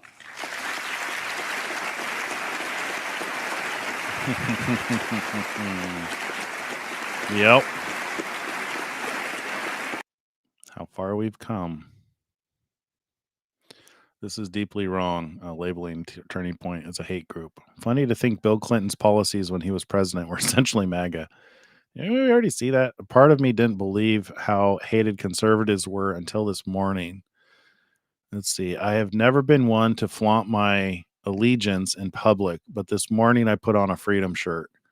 We've made 2 stops. At one, I was given nasty looks. At the other, a man was super nice to me when he sat at the table behind us at a restaurant. When he saw my shirt, he went out of his way to be rude to me in front of my child. I'm beyond disgusted. want a reason to hate me? Want a reason to hate me. I am a constitutional conservative. I am a Christian. I am not going to be silent anymore. I am Charlie Kirk. Oh, how sweet. Yeah. That's exposing the man of sin, the son of perdition. So that's one of the key things that we know we're in the end times. The falling away must come first, and that man of sin, the son of perdition, is exposed. They're being exposed in their behavior towards people who just want to love their neighbor as themselves. I know it's not the perfect metaphor, but you get what I'm saying when I say that. Like, it's a mentality. It's being empathetic. Empathy versus narcissism. The narcissist makes you hateful. Let's see. ADL considers Christianity a hateful, terrorist, extremist belief.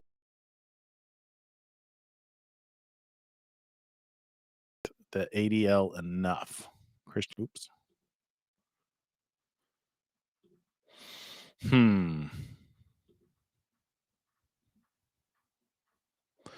The ADL hates Christians, therefore it is a hate group. Yeah. Yeah, the group that is pushing hate is a hate group. Good point. What is this? Elon Musk and Prince Andrew named in the latest Epstein files release. What?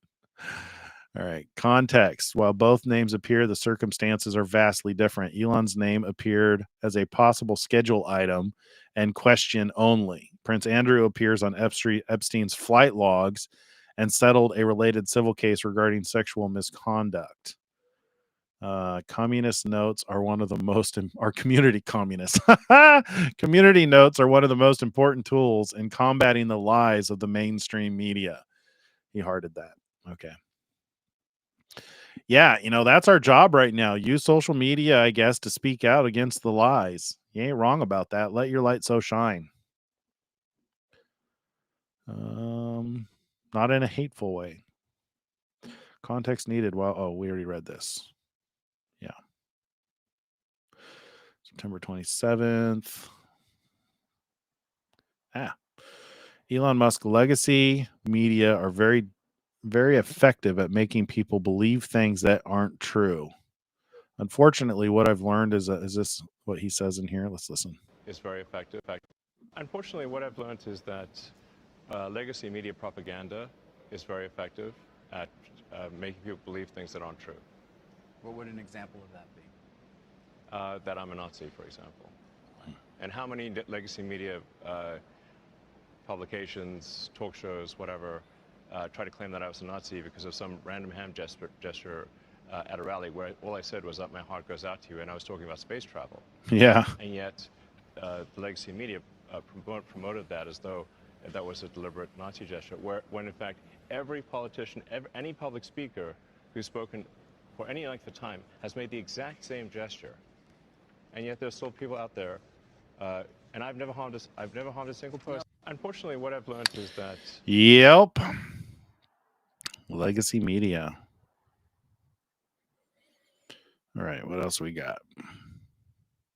Go to church. Erica Kirk posted that, and he reposted it. That's worth noting. Heart that. Go to church, people. They don't have to be right. They don't have to be perfect, as long as they're not cultish. As long as they're not too cultish. I mean, it's hard to get away from narcissists because honestly, we all have a little bit of narcissism in our hearts. Everybody thinks they're right, and that can tend to make you a little bit narcissistic. 100%. I'll go over the facts that everyone has access to unlimited information via LLMs, but they still don't understand what fucking fascism is. We were talking about that last night at the protest. They kept saying that Trump is a fascist, and it's like, I don't think you know what that word means. It's like if Trump was a fascist, you would literally not be here protesting. He wouldn't let you. All right. A Tesla owner left me this comment. Tesla is bringing mobility back to the elderly. He hearted this. All right.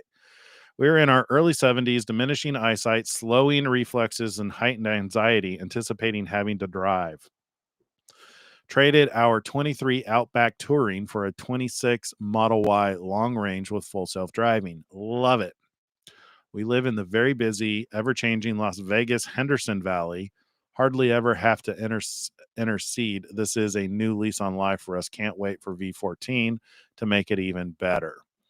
Yeah, so this is one of the advantages of a car that can drive itself. And I can give testimony to how good Teslas are at driving themselves. So when they say here that you very rarely have to intercede is because they've gotten so good that they can pretty much drive you from driveway to driveway. So from the driveway of your house to the parking spot at the store or wherever it is that you're going, they are 95% there at getting you from one location to another. And this version 14 that they're referring to is they are doubling the amount of information and how fast the information can be processed by having refined the algorithms and to work better with the hardware, so that the computer is able to take in more information and make decisions between 2 and 10 times faster than they do right now using the same hardware that's in most of the cars, version 4 of the full self-driving computers, which means that this next release of full self-driving is going to be between 2 times and 10 times better. Elon has gone so far as to say that it won't even need road markings anymore in order to drive like a human would. So you'll be able to take it out on a dirt road with no markings, and the car will be able to determine where the road is, stay on the right side of the road, and still keep you safe. It's getting crazy at driving. It's nuts. Things you'll never do again if you buy a Tesla. Start the car, turn the car off, unlock the car, lock the car, turn on the headlights, turn off the headlights, carry a key, put the car in drive or reverse, put the car in park, get an oil change, interface with a gas pump or credit card machine. Unless you own a diesel. We own a diesel. I still have to go to the gas station. Enter a hot and a cold car. I still get into a hot and a cold car because I always forget to turn on climate control. Be slower than other cars on the road. Use 2 pedals to drive the cars. Things you don't have to do if you don't want to. If you buy a Tesla, park the car. True, the car can park itself. Drive on a road trip when you're tired. Okay, so that one I got to push back a little bit on. I'm excited for version 14 because supposedly it introduces the first version that is unsupervised. I could be wrong about that. But right now, the way that it works is you have to keep your eyes on the road. So that tends to make you more tired. Like if I could close my eyes and let the car drive me, that would be amazing. Drive when you're anxious or having a panic attack. So my wife gets anxious and have panic attacks, and the full self-driving is immensely helpful for her. Drive when your mind is distracted. Drive ever at all. Ha ha ha ha. Funny. All right, where are we at? So this is, man, we're still on the 28th. Where are we doing on time? Creeping up on the 2-hour mark. I really wanted to watch some videos from there's one video I wanted to show you guys on called The Great Takening, which is giving us a glimpse into this upcoming beast system, this second beast from the land where they implement the mark of the beasts. So we got to get through these here quick. Let's see. That was their intent in posting this. Haha. Let's see. What is this? Oh,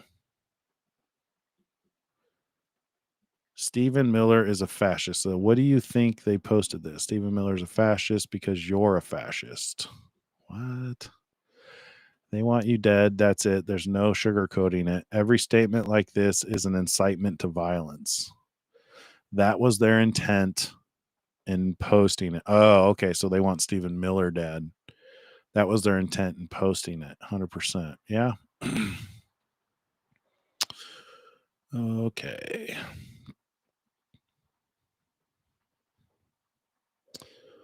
Went to the mall today and in typical form failed to note where I parked. Instead of looking for it, I tried something crazy and summoned the car from the Tesla app. 30 seconds later, the empty car emerged from one of the lanes and pulled up in front of me.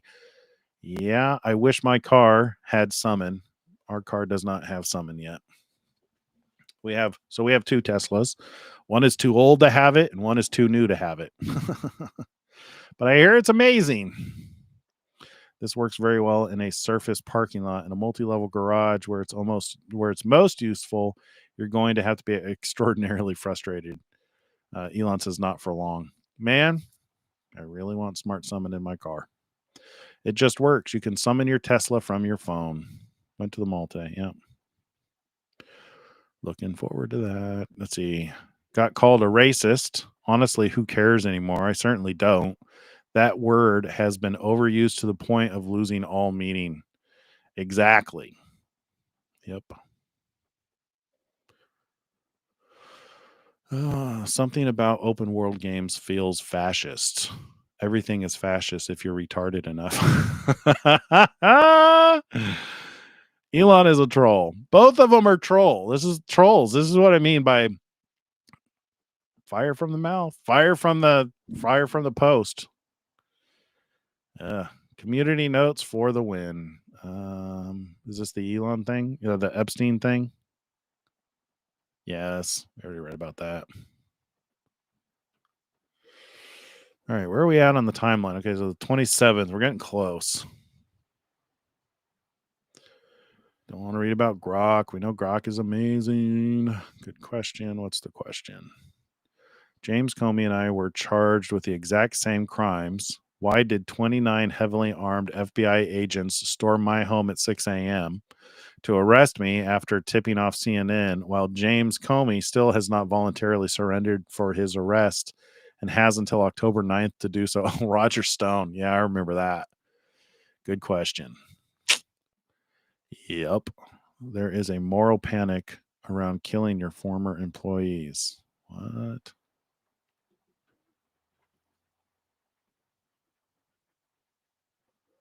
There's a moral panic around short form video content? I don't get it.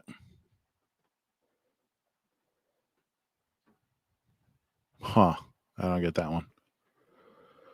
Diego is making the right moves. Some super smart tutors. I meet with them regularly. All right. Anything else good? Yeah. We should care about the innocent regardless of race, creed, religion, or anything else. Elon Musk. Yes. Yeah, see, he's just, I think that Elon Musk is a really good example of, people have this mentality that you have to be religious like they're religious. And that's just not the case. I mean, when you look at Elon Musk, he loves people, he loves humanity, he loves the pursuit of knowledge. He's not really vocal about his beliefs. There's been some interviews where he has talked about his beliefs and his religion, but he's not as vocal as I think people would like him to be in order to say, yeah, he's one of the two witnesses. But he's definitely, the heart is definitely there. And I think that's why he's a better candidate for one of the two witnesses. And he gives me content every single day. I mean, like, I'm struggling to find the end of the stuff that he posted. And this isn't even getting into all the interviews. He recently had an interview too. Could you guys imagine if I literally covered every single thing that both Elon Musk and Donald Trump posted and said in interviews and on TV, on the internet? We would be here all day long. I'm struggling to keep this show under 2 hours as it is. I want to get this down to 30 minutes. It ain't happening because these guys just every single day are constantly putting out this information. They're talking every single day. Let's see. Touche. Donald Trump is no longer threatening to prosecute political enemies. He's doing it. I could set a dangerous precedent. Yeah, but he's not doing it the way that they were fear-mongering about doing it, that he was just going to do it without the law. I mean, look at how they're indicting James Comey. Like, of all the things that he probably did that were illegal, they're prosecuting him for lying to Congress. I mean, like, come on. I mean, don't get me wrong, that's a big deal. That's a huge no-no. But still, Surely he's done far worse things. Okay. Reintroducing the Childhood Genital Mutilation Prevention Act to put an end to irreversible gender surgeries and medical treatments on minors. No child should be subjected to life-altering procedures in the name of political ideology. We're standing up for parents, for families, and for basic biology. I still can't believe Biden staffer, female Army pilot, really crashed a Black Hawk into the side of a passenger jet. Her name was Rebecca Loback. Okay, so this was something he reposted, and this is something he's responding to. Her name is Rebecca Loback. Remember when the family begged the Trump-led Pentagon to not release her name for over 3 days so they could scrub her social media and pictures of her as an aide for Biden? She was really a Biden staffer, ? Huh. All right. What is this? I think ordinary people can barely comprehend the level of betrayal we're facing. It's just too enormous for people to comprehend. 755,000 population rise in a year was 98% migration. True. Huh. Wow. What's this? What are you guys saying? I think 2/3 equals 666 are of the devil. Joel Zechariah describes this concept of indicate multiplication is and indicates number of man is number of beasts. You have to be born again of the Spirit. Yeah. Yeah, we'll do a show dedicated. Maybe we'll do that towards the end of the week. Dig into that 666 some more. I don't know. We'll see.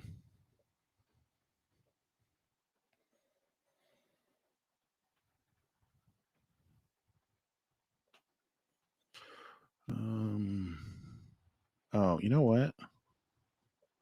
Is this Friday? This is Friday. So we're getting there to the end. So this is, as soon as we hit the 26th, I think we'll be done. The mind virus is powerful, but now it will die. It blows my mind that I have been in federal court case for almost 4 years for knowing this. Trans women are men. Indeed. The ADL needs to change this now. Even after Charlie Kirk was assassinated, the ADL still lists Turning Point USA as a hate group. They have blood on their hands. Yeah, agreed. The ADL does need to change this now. The fake judge needs to be fired. NC judge who released Irina Zarutska's killer's faces removal as 1,000 sign petition for her ouster. Okay. Had dinner at Tesla Diner tonight. Place was packed and the food was genuinely delicious. I wish there were more of them. Look at me. I'm superintendent now. All right. This is a call for violence. Stephen's closest friend, Charlie Kirk, was assassinated 2 weeks ago by a shooter with a bullet casing that read, "Catch this fascist." As Antifa-driven terror attacks are rising, labeling someone a fascist is putting a target on their back. It is shameful. So this is in response to Gavin Newsom calling Stephen Miller a fascist. And Elon Musk is 100%ing this. Yeah, this is a call for violence. And that is the governor of California. Shameful.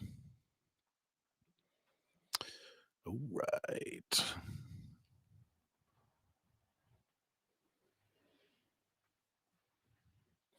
Imagine your evolutionary biology career basically culminating with this. Women are women. Trans men are men. Trans women are men. Trans women are men. Seriously. My goodness. He's responded to a lot of things. How do I shorten this down? He's the most vocal out of the two of them. Sometimes, man, it's like, so the amount of things that Elon says in a day or just in reposting or commenting on is sometimes 5 times more than Trump. Of course, this is covering the whole weekend.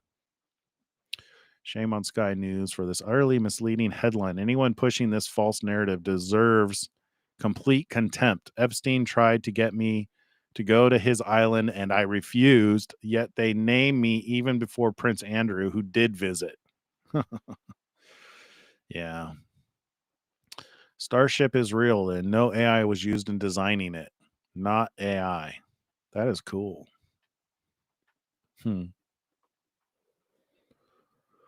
Still on 27th. Crazy that so many people still don't know that this is the best vehicle you can own right now. There's nothing even remotely close. I agree. I have one of those. We love it. We fight over it. Both me and my wife. We both fight over driving it. Tesla is working hard on scaling Optimus. Cool. Man, the future is going to be interesting. I mean, like after all the events in the book of Revelation finally take place and we're like living in paradise again, it's going to be an interesting future. That's for sure.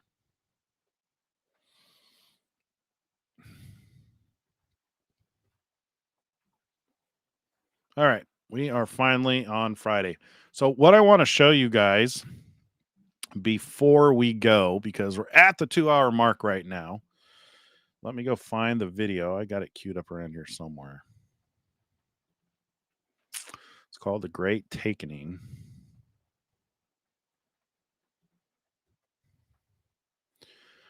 I think this is it.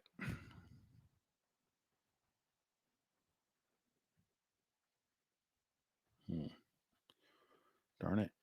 Hang on.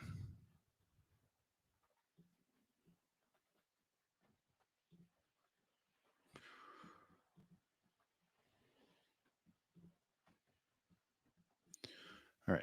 Let's get my ugly mug off of here. There you go. So this is kind of long. It's like 15 minutes.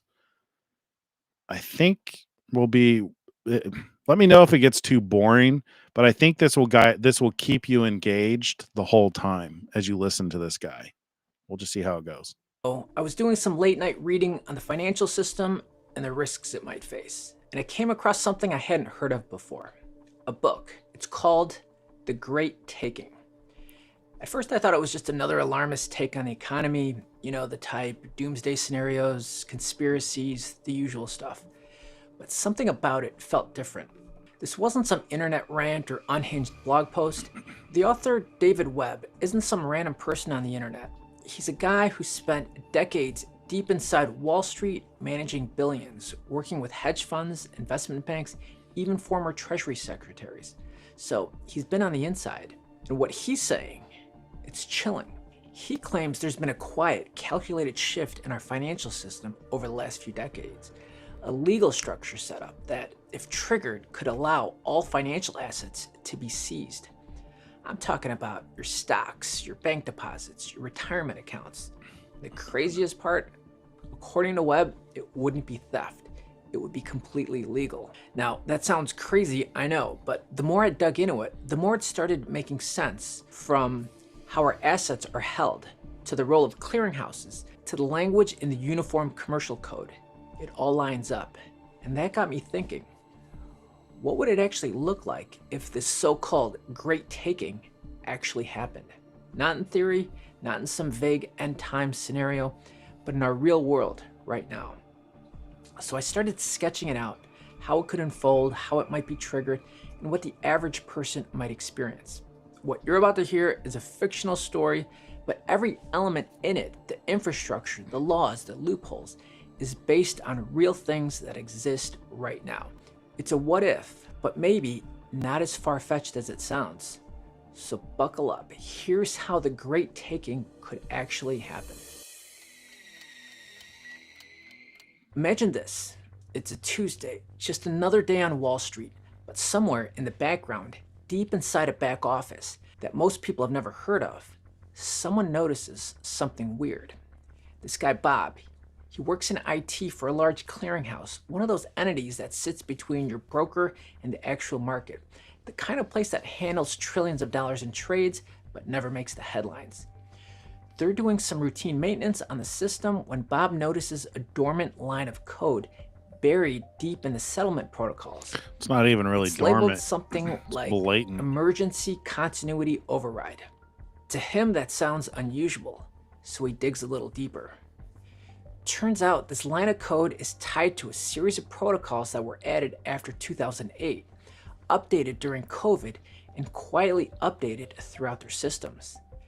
The language is cold, clinical, talks about securitized obligations, systemic interruptions, and entitlement reallocation. What does that mean? It means if the financial system hits a certain threshold of stress, the kind that might trigger a liquidity crisis, your brokerage like in doesn't 2008. just freeze.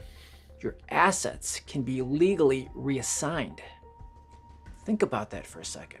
We've been trained to believe that when we buy stocks or hold cash in the bank, that money is ours. But the truth is, we don't really own it. Most financial assets today, stocks, ETFs, or even cash balances, aren't held in your name. They're held in something called street name. This is one of the reasons why you'll hear a lot of people telling you to buy gold and silver and to have tangible assets or to put your money into things that you can trade, things that have value, food, equipment, nails, wood, stuff like that. It's because of what he's talking about. The control of clearinghouses and custodians. You don't have a deed to your shares of Apple or your index fund. What you really have is a security entitlement, a kind of IOU that says you're entitled to the value, but not the actual asset. In an emergency, entitlements can be restructured, collateral can be reassigned, and the paperwork's fine print that you agreed to allows it. So here's the crazy part. Everything David Webb writes about in The Great Taking, all of it hinges on this legal distinction. And in this imagined scenario, the trigger has already been pulled.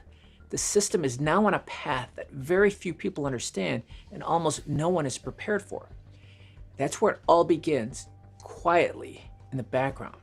No headlines, no sirens, just a line of dormant code waking up.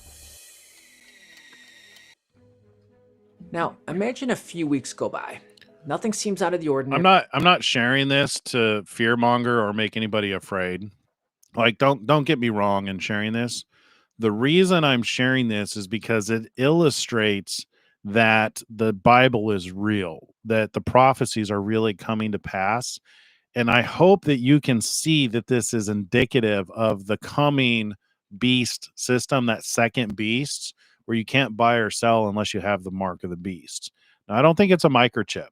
I think that it's more than that. It's probably a belief. You're probably going to have to buy into some kingdom, or maybe you have to declare somebody as your god.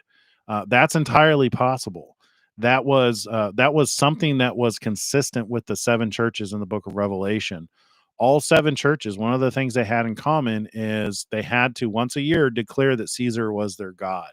So the second beast system is probably not a democratic system. The leaders probably won't be voted into power. That might be, why the two witnesses are killed in order to transfer from a democratic system. Because the way things are going, I don't think Democrats are going to win an election for a very long time. And I think they know that. So it stands to reason that something's going to happen, and it will probably transition to some kind of a dictatorship or some kind of a kingdom where one or two people are in charge. And at that point in time, this is the financial system that you can expect to be under. That's why I'm showing you guys this. Stocks are a little bit volatile, but they've been like that all year. The Fed's still giving press conferences. Unemployment numbers look decent, maybe a little off, but nothing major. But beneath the surface, something's brewing. The repo market starts to seize. Credit spreads widen. That's the gap between safe loans and risky ones, and it's getting worse by the day. A few large funds start dumping assets quietly. Nothing public, no panic, but the volume data tells a different story.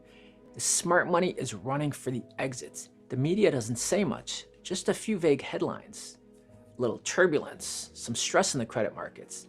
But the real sign comes when a major institution, a multinational bank, suddenly halts withdrawals from its high-yield money market fund. The reason? Out of an abundance of caution. And that's when the professionals start to whisper, is this it? You see, the financial system isn't built on money, it's built on trust. And once trust starts to crack. So that is true. And I believe that the next system that replaces our current system will also involve trust. I want to show you guys this. I haven't talked about this in a long time. And unless you watch all the videos on my other channel, the I Am Watchful channel, you may not have heard this before. I used to talk about stellar lumens because I think stellar lumens, so it's one of the ISO 2022 approved cryptocurrencies. I might be wrong on that date. I can't remember if it's ISO 20. It's ISO 20 something. But there's a group of cryptocurrencies that have prepared, that have been in preparation since like 2019 or longer, for quite a while, basically since before the pandemic. It's one of the cryptocurrencies that are being prepared for the next economy, for how we transact with money. I want to show you something about this. One of the central elements, one of the primary features of this cryptocurrency is it has what's called trust lines. For an account to hold and trade assets other than XLM, which is stellar lumens, it must establish a trust line with the issuing account of that particular asset. Each trust line increases the account-based reserve, which means the account will have to hold it. So basically the point is, so he says that the system relies on trust. They have figured out a way to digitize that, and what it enables is they can actually revoke trusts. So this might be how they actually prevent you from being able to buy and sell. It's just a speculation. I have a couple other speculations on, the mark of the beast and how it affects your being able to buy or sell. But this is definitely one of the things to watch and pay attention to, especially when he's talking about the system and how it's built on trust. Things go downhill fast. A few more headlines hit. A big pension fund rebalances defensively. A tech unicorn quietly lays off half its staff. A foreign central bank raises rates in a surprise move, and the dollar surges overnight. That surge, it's not a sign of strength. It's a scramble for liquidity. Suddenly, there's talk of coordinated global action. The Fed, the ECB, the Bank of Japan, they all hold emergency meetings, quiet at first, then public. But this time, instead of injecting liquidity, they pull the trigger on the plan that's been sitting quietly in the background for years. The one nobody understood, the one that wasn't about saving the system, but about resetting it. Emergency Asset Continuity Protocol activated. This is the moment where the great taking begins.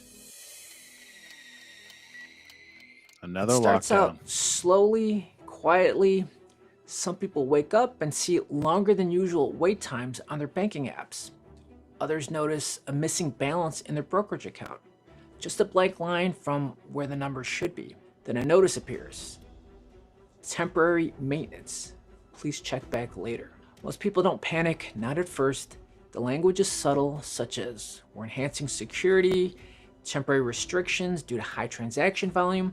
But as the hours tick by, the messages change. Banks begin limiting withdrawals. Then they pause wire transfers. Then credit cards stop working for certain high-risk purchases. Your investment platform, locked. Your brokerage account, frozen.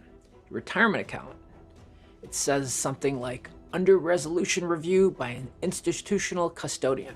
The words sound official, but it all means one thing. You can't access your money. And now it's everywhere. The media is calling it a temporary stabilization event. The Fed chair steps up to the mic and says something like, we've taken decisive action to ensure the continuity of financial markets and prevent further systematic contagion. But what he doesn't say is what really matters.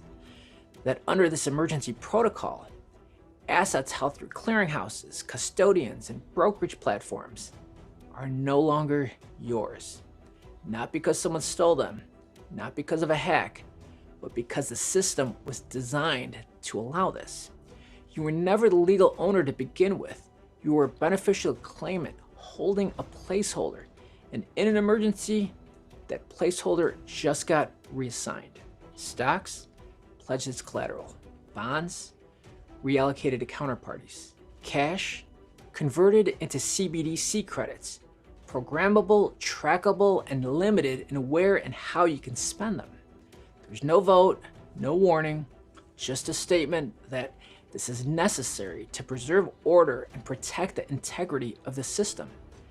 And just like that, the Great Taking is no longer a theory. It's the new reality. By the time most people understand what happened, it's already done. Their wealth hasn't vanished, it's been absorbed. Legally, structurally, and quietly.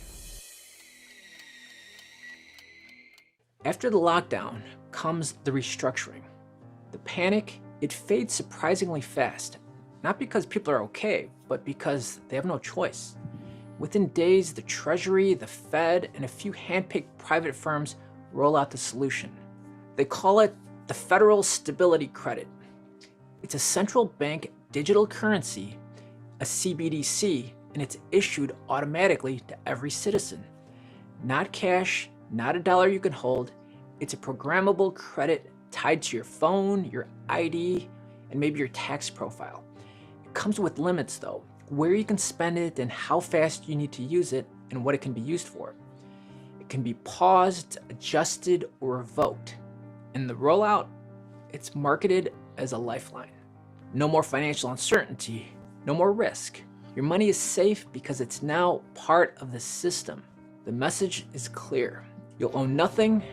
Don't worry. Where we heard this. We'll make sure you have what you need. Soon, this becomes the new normal. Entire industries reorganize. Investment firms stop taking direct deposits. They now distribute entitlement credits through a national digital wallet. Small businesses apply for something called an allocation license to receive structured income.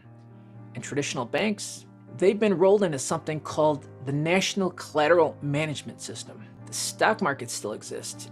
You just can't participate the way you used to. Ownership is now limited to accredited institutions, ones that pledge support during the collapse. Your 401k, it's been converted. Your home equity, re-indexed. Everything feels like it's still there, but the control, the access, that's all been rewritten.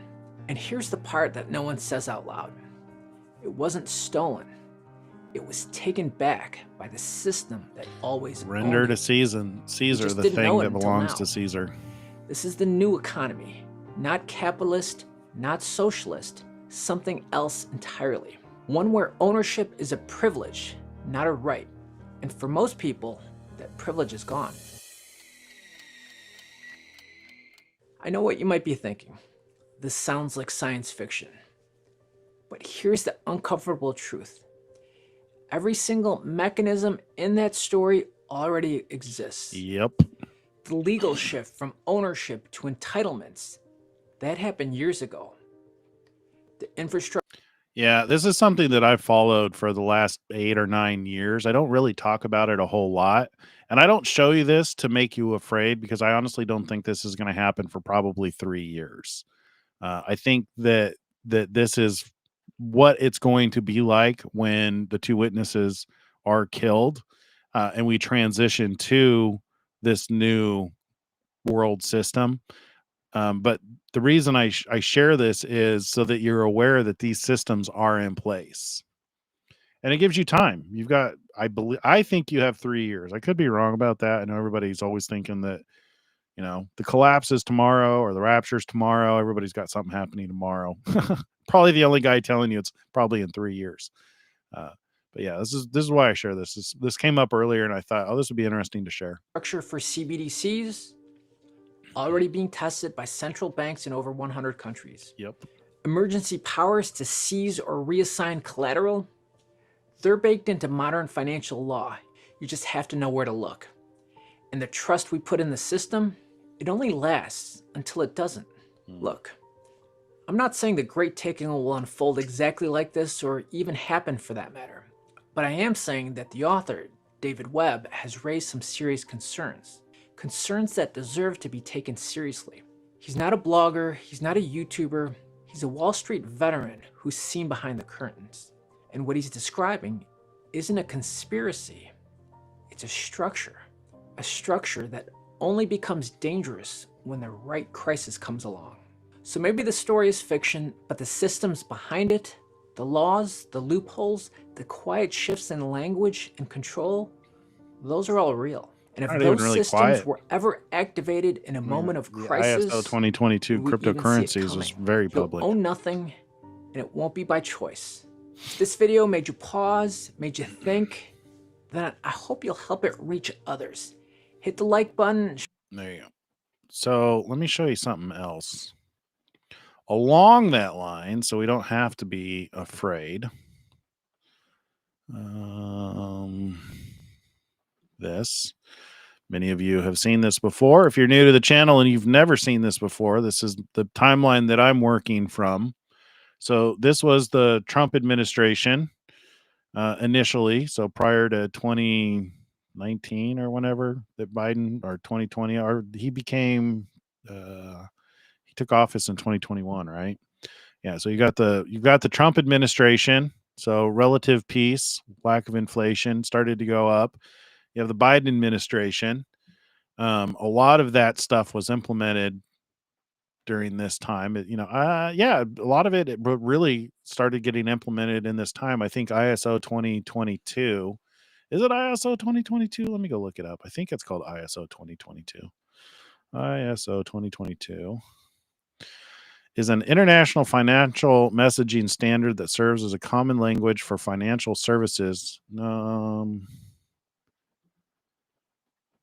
ISO 2022 crypto list.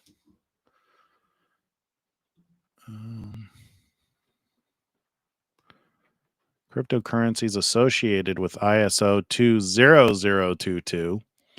While no cryptocurrency is officially ISO 20022 compliant in the way a bank might be, these projects are noted for their work to align with the standard. So that's one of the things I showed you about the trust lines. XRP, Stellar Lumens, Algo, Quant, Hedera, IOTA, Cardano, and XDC. So that's the list. That's AIs that are associated. So that's what they've been working on, getting regulated and compliant so that they can transfer the current way that we handle business to a digital cryptocurrency. But what's interesting is we're about here on the timeline, still in the Trump administration. I have a feeling that kind of thing takes place in this period of time. So that's what I mean by I say I think we got about 3 years. So like the two witnesses are said to have 1,260 days to prophesy, and they're unkillable during that time. So that's when I expect that to take place. Could be wrong. That's what I expect. I ain't a prophet. I don't proclaim to be a prophet. I don't hear, God doesn't come to me and speak these things in my ear. This is just hard work from associating what I see with what's happening. That's that's how I keep myself from saying stupid things like like some of these people who are 1,000,000,000% that the rapture was going to happen on September 2024. Did you guys hear that guy? All right. Oh man, so we went pretty long. We're at almost 2.5 hours. Oh, I didn't get to show you guys the video on the lying governor. You guys want to see that? Let's see. Was it this one?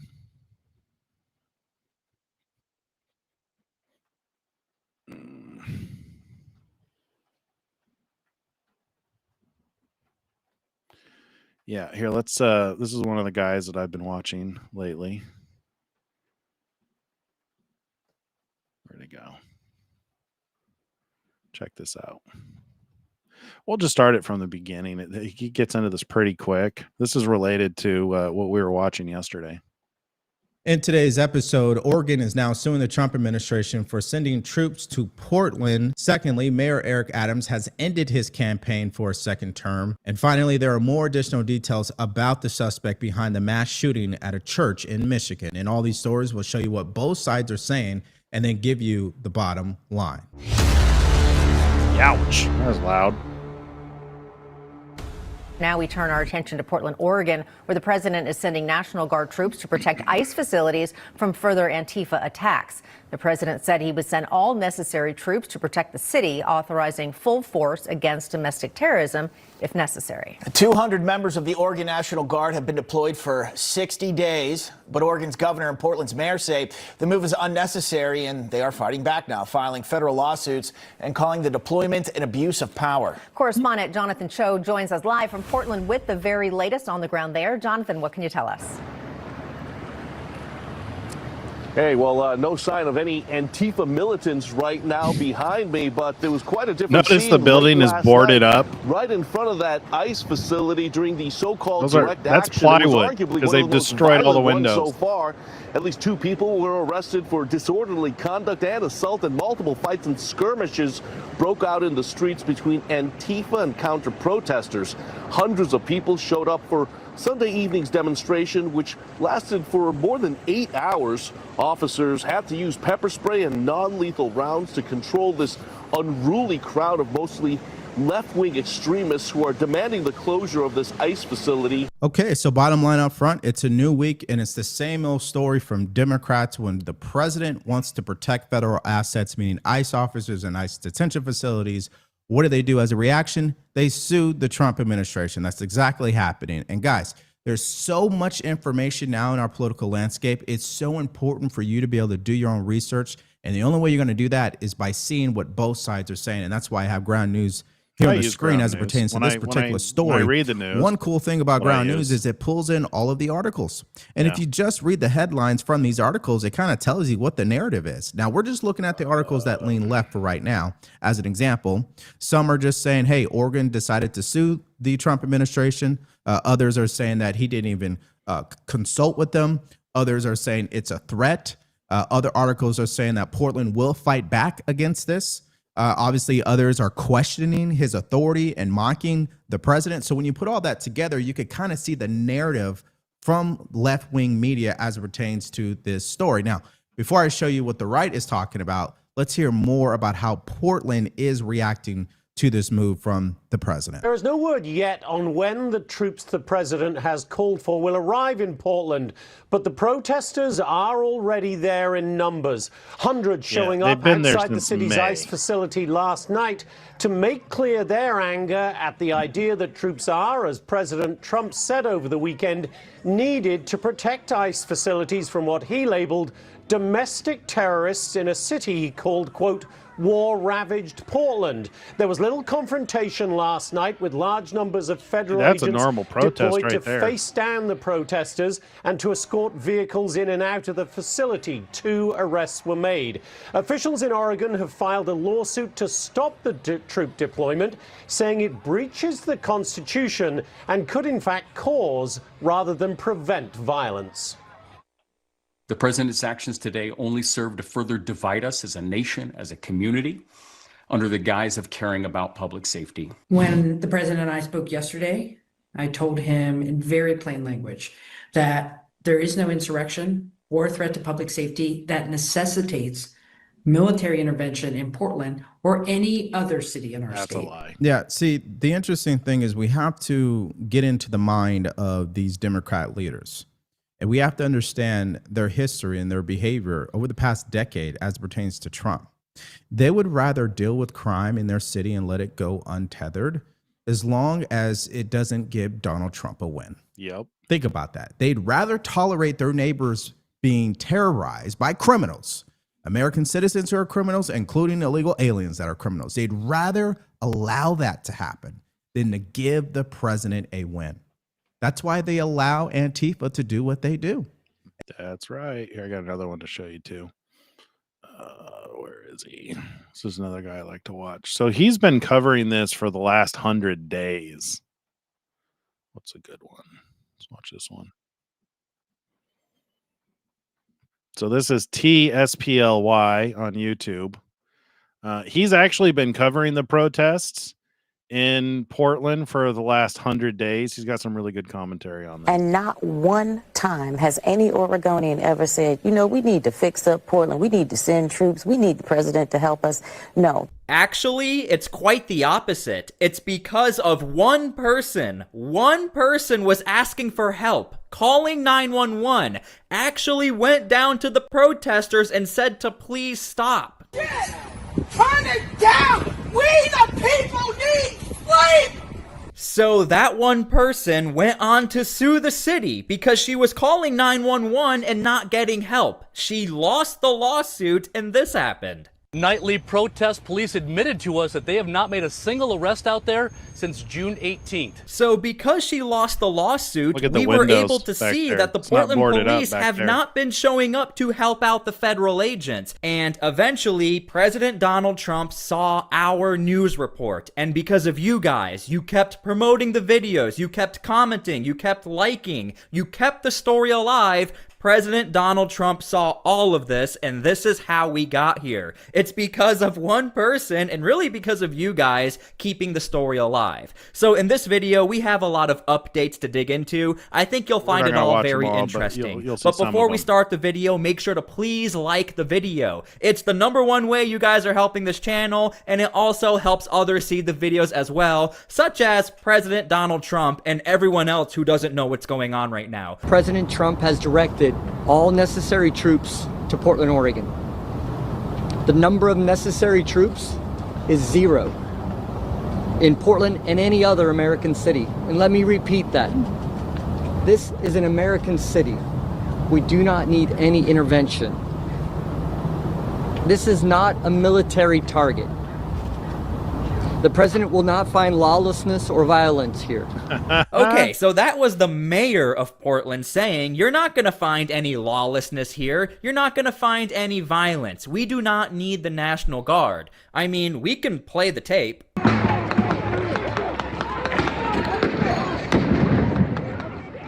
Yeah, this is Portland at night. So for the new people here, this happened in the month of June.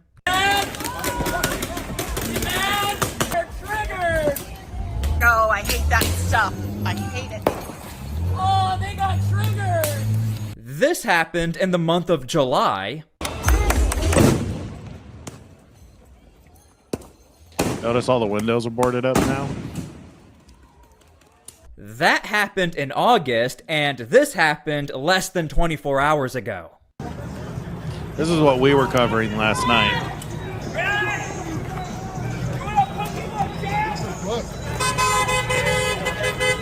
So it's not only the mayor of Portland who's saying you don't have to send the National Guard, there's nothing going on here. It's other lawmakers as well. We'll get to them in a second, but if you haven't already, make sure to please subscribe to my channel so I can keep you guys up to date with what's actually going on here. And remember, because you guys have been subscribing and liking the videos, President Donald Trump found out what was happening just a few weeks ago, and now we have help coming to Portland. It's all because of you guys.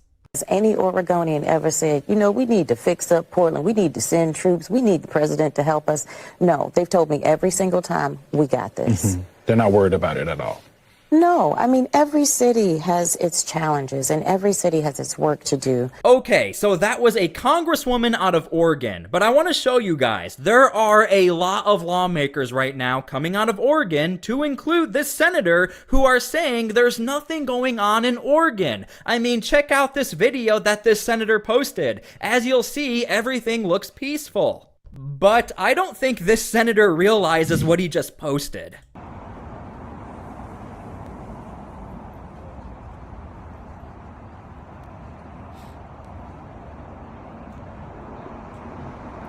Let's just stop right here. The entire building has been boarded up with plywood. It's not like this federal building is under construction. No, this is plywood because all of these windows have been shattered from protesters. And this gray paint over here, that's not an update to the building to paint it gray. That's to cover up the disgusting things said about ICE. And not only that, again, we've been covering this story every single day. This blue line right here had to be put in place ice because so many protesters were getting arrested and pepper sprayed. The federal agents had to create some sort of line so the protesters don't cross the line. And again, I can't believe he made this post. Again, he's saying everything is peaceful and calm. We don't need you here. Stay the hell out of the city. The entire comment section are all of the videos and stories you guys have been sharing about this building. These clips you see right here, it's because you guys have been sharing the clips and videos, and you can even see in the comment section all of the original nasty things that were said about ICE. So again, I don't know who's in charge of this senator and what he posts, but I don't think he realizes what he just posted. This is a very bad look. My daughter, who's in Montreal, sent me a text that Portland was being invaded by federal troops. But what Peter Morris found when he rushed to the ICE facility in Portland's South waterfront this morning was this: not even a protester. There's foolish politics, but other than that, nothing's going on. Now, hold on one second. So that entire news segment was done during the daytime. However, I want to show you guys this clip. When it comes to the nighttime, even the local news, they have their own bodyguard. But when there's stuff going on, like, stuff. yeah, for sure. Awesome. Well, it's good to see you guys come. Yeah, no worries. Yeah. You guys bring security with you? We do. Yeah, that's good. Now look, for the protection of that news agency, I'm not going to say who that is, but one thing I do want to say is this: be very careful if you go to this building. If you go during the daytime, it's generally safe. But as you can see, even the local news, they have their own security, despite showing up in the morning and giving off the implication that everything is safe. That is true. In the morning, everything is generally safe, but at night, please be very careful if you're in the area. Even the local news have their own security. You saw it for yourself. Now, here's the governor of Oregon talking about the situation. President Trump's inconceivable insistence that we need federal troops in Portland does not address the real concerns in our communities. We do not need or want federal troops in Oregon stoking fear, creating conflict. They're not stoking fear, creating conflict. Frankly, escalating a situation that is under control. Yeah. Any federal takeover with military troops in our state is a threat to communities across Oregon.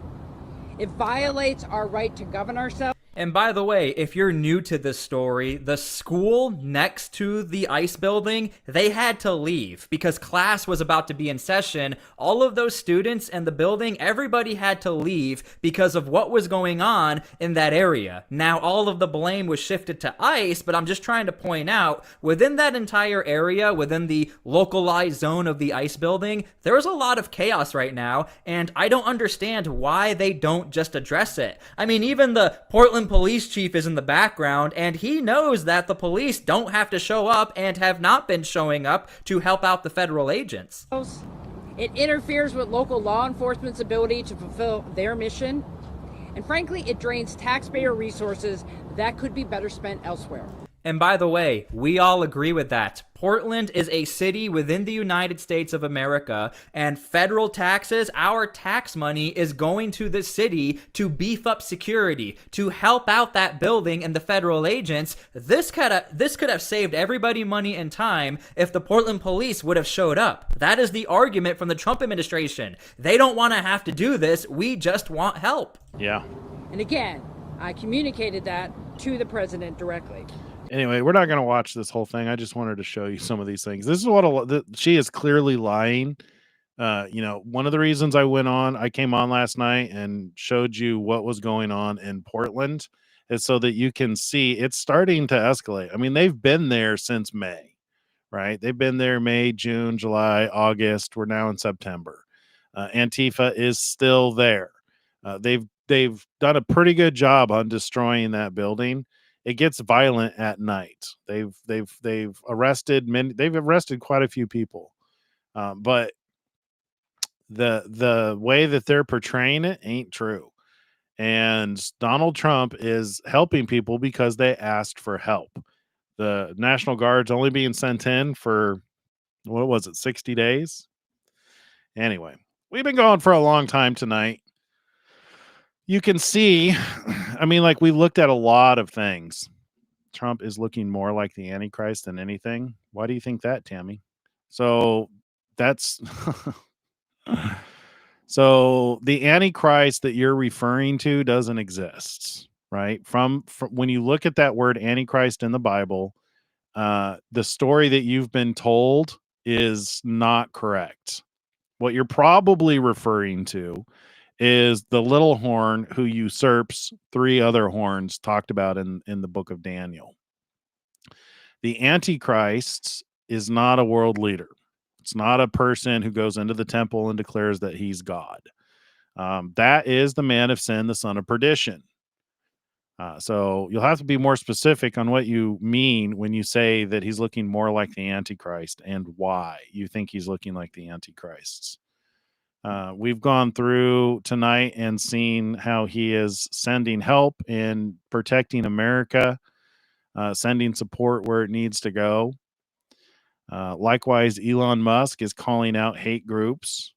One thing that we didn't get a chance to talk about was today Donald Trump met with Benjamin Netanyahu and laid forth his 20-point plan, the peace plan to leading we should have started off with this because it was in the headline.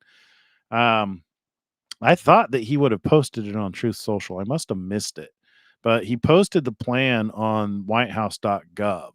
It's a 20-point plan on how to get to peace with Israel and Gaza. So from all signs, it seems as though he's trying to stop battles and defend the innocent. So I don't know. You have to be more specific on what you mean when you say that he's looking more like the Antichrist. But since we're already at 2 hours and 40 minutes, it'll have to be another show. Maybe we'll do a show dedicated to the Antichrist. So maybe we should do a show dedicated to who the little horn is, who the man of sin, the son of perdition is, who the first and second beasts are in the book of Revelation, and what the spirit of Antichrist is. Yeah, see, Bob here understands that the Bible says that there's many Antichrists. According to 1st and 2nd John, here, you know what? We can do the study is so fast, we can do it here before we go. So we'll just go in here and type in Antichrist. Let me share this with you. All right. So I just went in and I typed in the word Antichrist into my Bible search program. And right here it says 4 Bible results for Antichrists. The reason I say there's 5 uses of the word is because if you count them, it's actually used 5 times. What it means is that there's 5 verses where the word Antichrist is used. So the first one is in 1 John 2:18. Little children, it is the last hour, and as you have heard that the Antichrist is coming, even now many Antichrists have come, by which you know that it is the last hour. So one way that is interpreted, and I've done a video on this, and there's other verses that back this up, but I'll just give you the too long didn't read version. As you have heard that the Antichrist is coming, even now the Antichrist has already come. So like if you were told about something, so Jesus told his disciples that after he died, the spirit of Antichrist would come, and in their day and age, so as soon as he died, that spirit came, right? So, and you'll understand that a little bit more when we start reading these other uses of the word Antichrist. As you have heard that Antichrist is coming, even now many Antichrists have come, by which we know it is the last hour. And then the next use of that word Antichrist, who is a liar but he that denies that Jesus is the Christ. He is Antichrist who denies the Father and the Son. This is one of the attributes of that spirit of Antichrists. They deny the Father and the Son. They're also a liar. Who is a liar? Who is a liar but he who denies that Jesus is the Christ,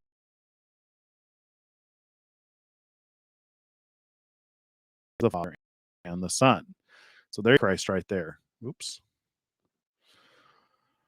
Next usage is in 1 John 4:3. And every spirit that does not confess that Jesus Christ has come in the flesh is not of God. And this is that spirit of the Antichrist, which you have heard was coming and is now already in the world. So this spirit has been around since their day and time. The spirit of Antichrist has been around for roughly 2,000 years.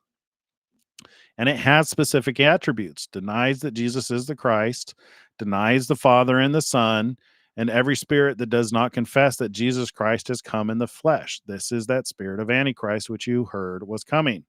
And then this is the last use. For many deceivers have gone out into the world who do not confess Jesus Christ is coming in the flesh. This is a deceiver and an antichrist. That is it. That is literally the study of the word antichrist. See how fast that is? See what I mean by it's the easiest study in the Bible? That's the only place that the word antichrist is used in the Bible. But people like to say that, well, Daniel, where it talks about the little horn, that's the Antichrist. It's just they like that word. It's almost become like Kleenex to them. They don't use words the way that they're meant to be used. So, yeah, so the way that people teach about the Antichrist, you would think that that word is used throughout the Bible. But you saw it for yourself. There's 5 uses in 4 places. 4 verses in the Bible use the word Antichrist. And they have very specific attributes. So Trump can't be Antichrist according to those attributes, because he has confessed that Jesus is Lord. He has confessed that Jesus came in the flesh, and he does not deny the Father and the Son. So he doesn't have those attributes. So you got to find something else to call him. He ain't Antichrist, not according to the attributes. All right, end rant. All right, you guys, it's late. 2 hours and 45 minutes. We covered a lot of ground today. If you're new to the show, welcome. Leave a comment, say hi. If you haven't subscribed, make sure you subscribe. We love to have you guys come back. I do this every day. My goal in life is to get these videos to under an hour, but we keep going long. Eventually, we'll get to the point where we get these things to like 30 minutes to an hour. But like I said, Donald Trump and Elon Musk, they do interviews and they post every single day. They're literally fueling the content for this show.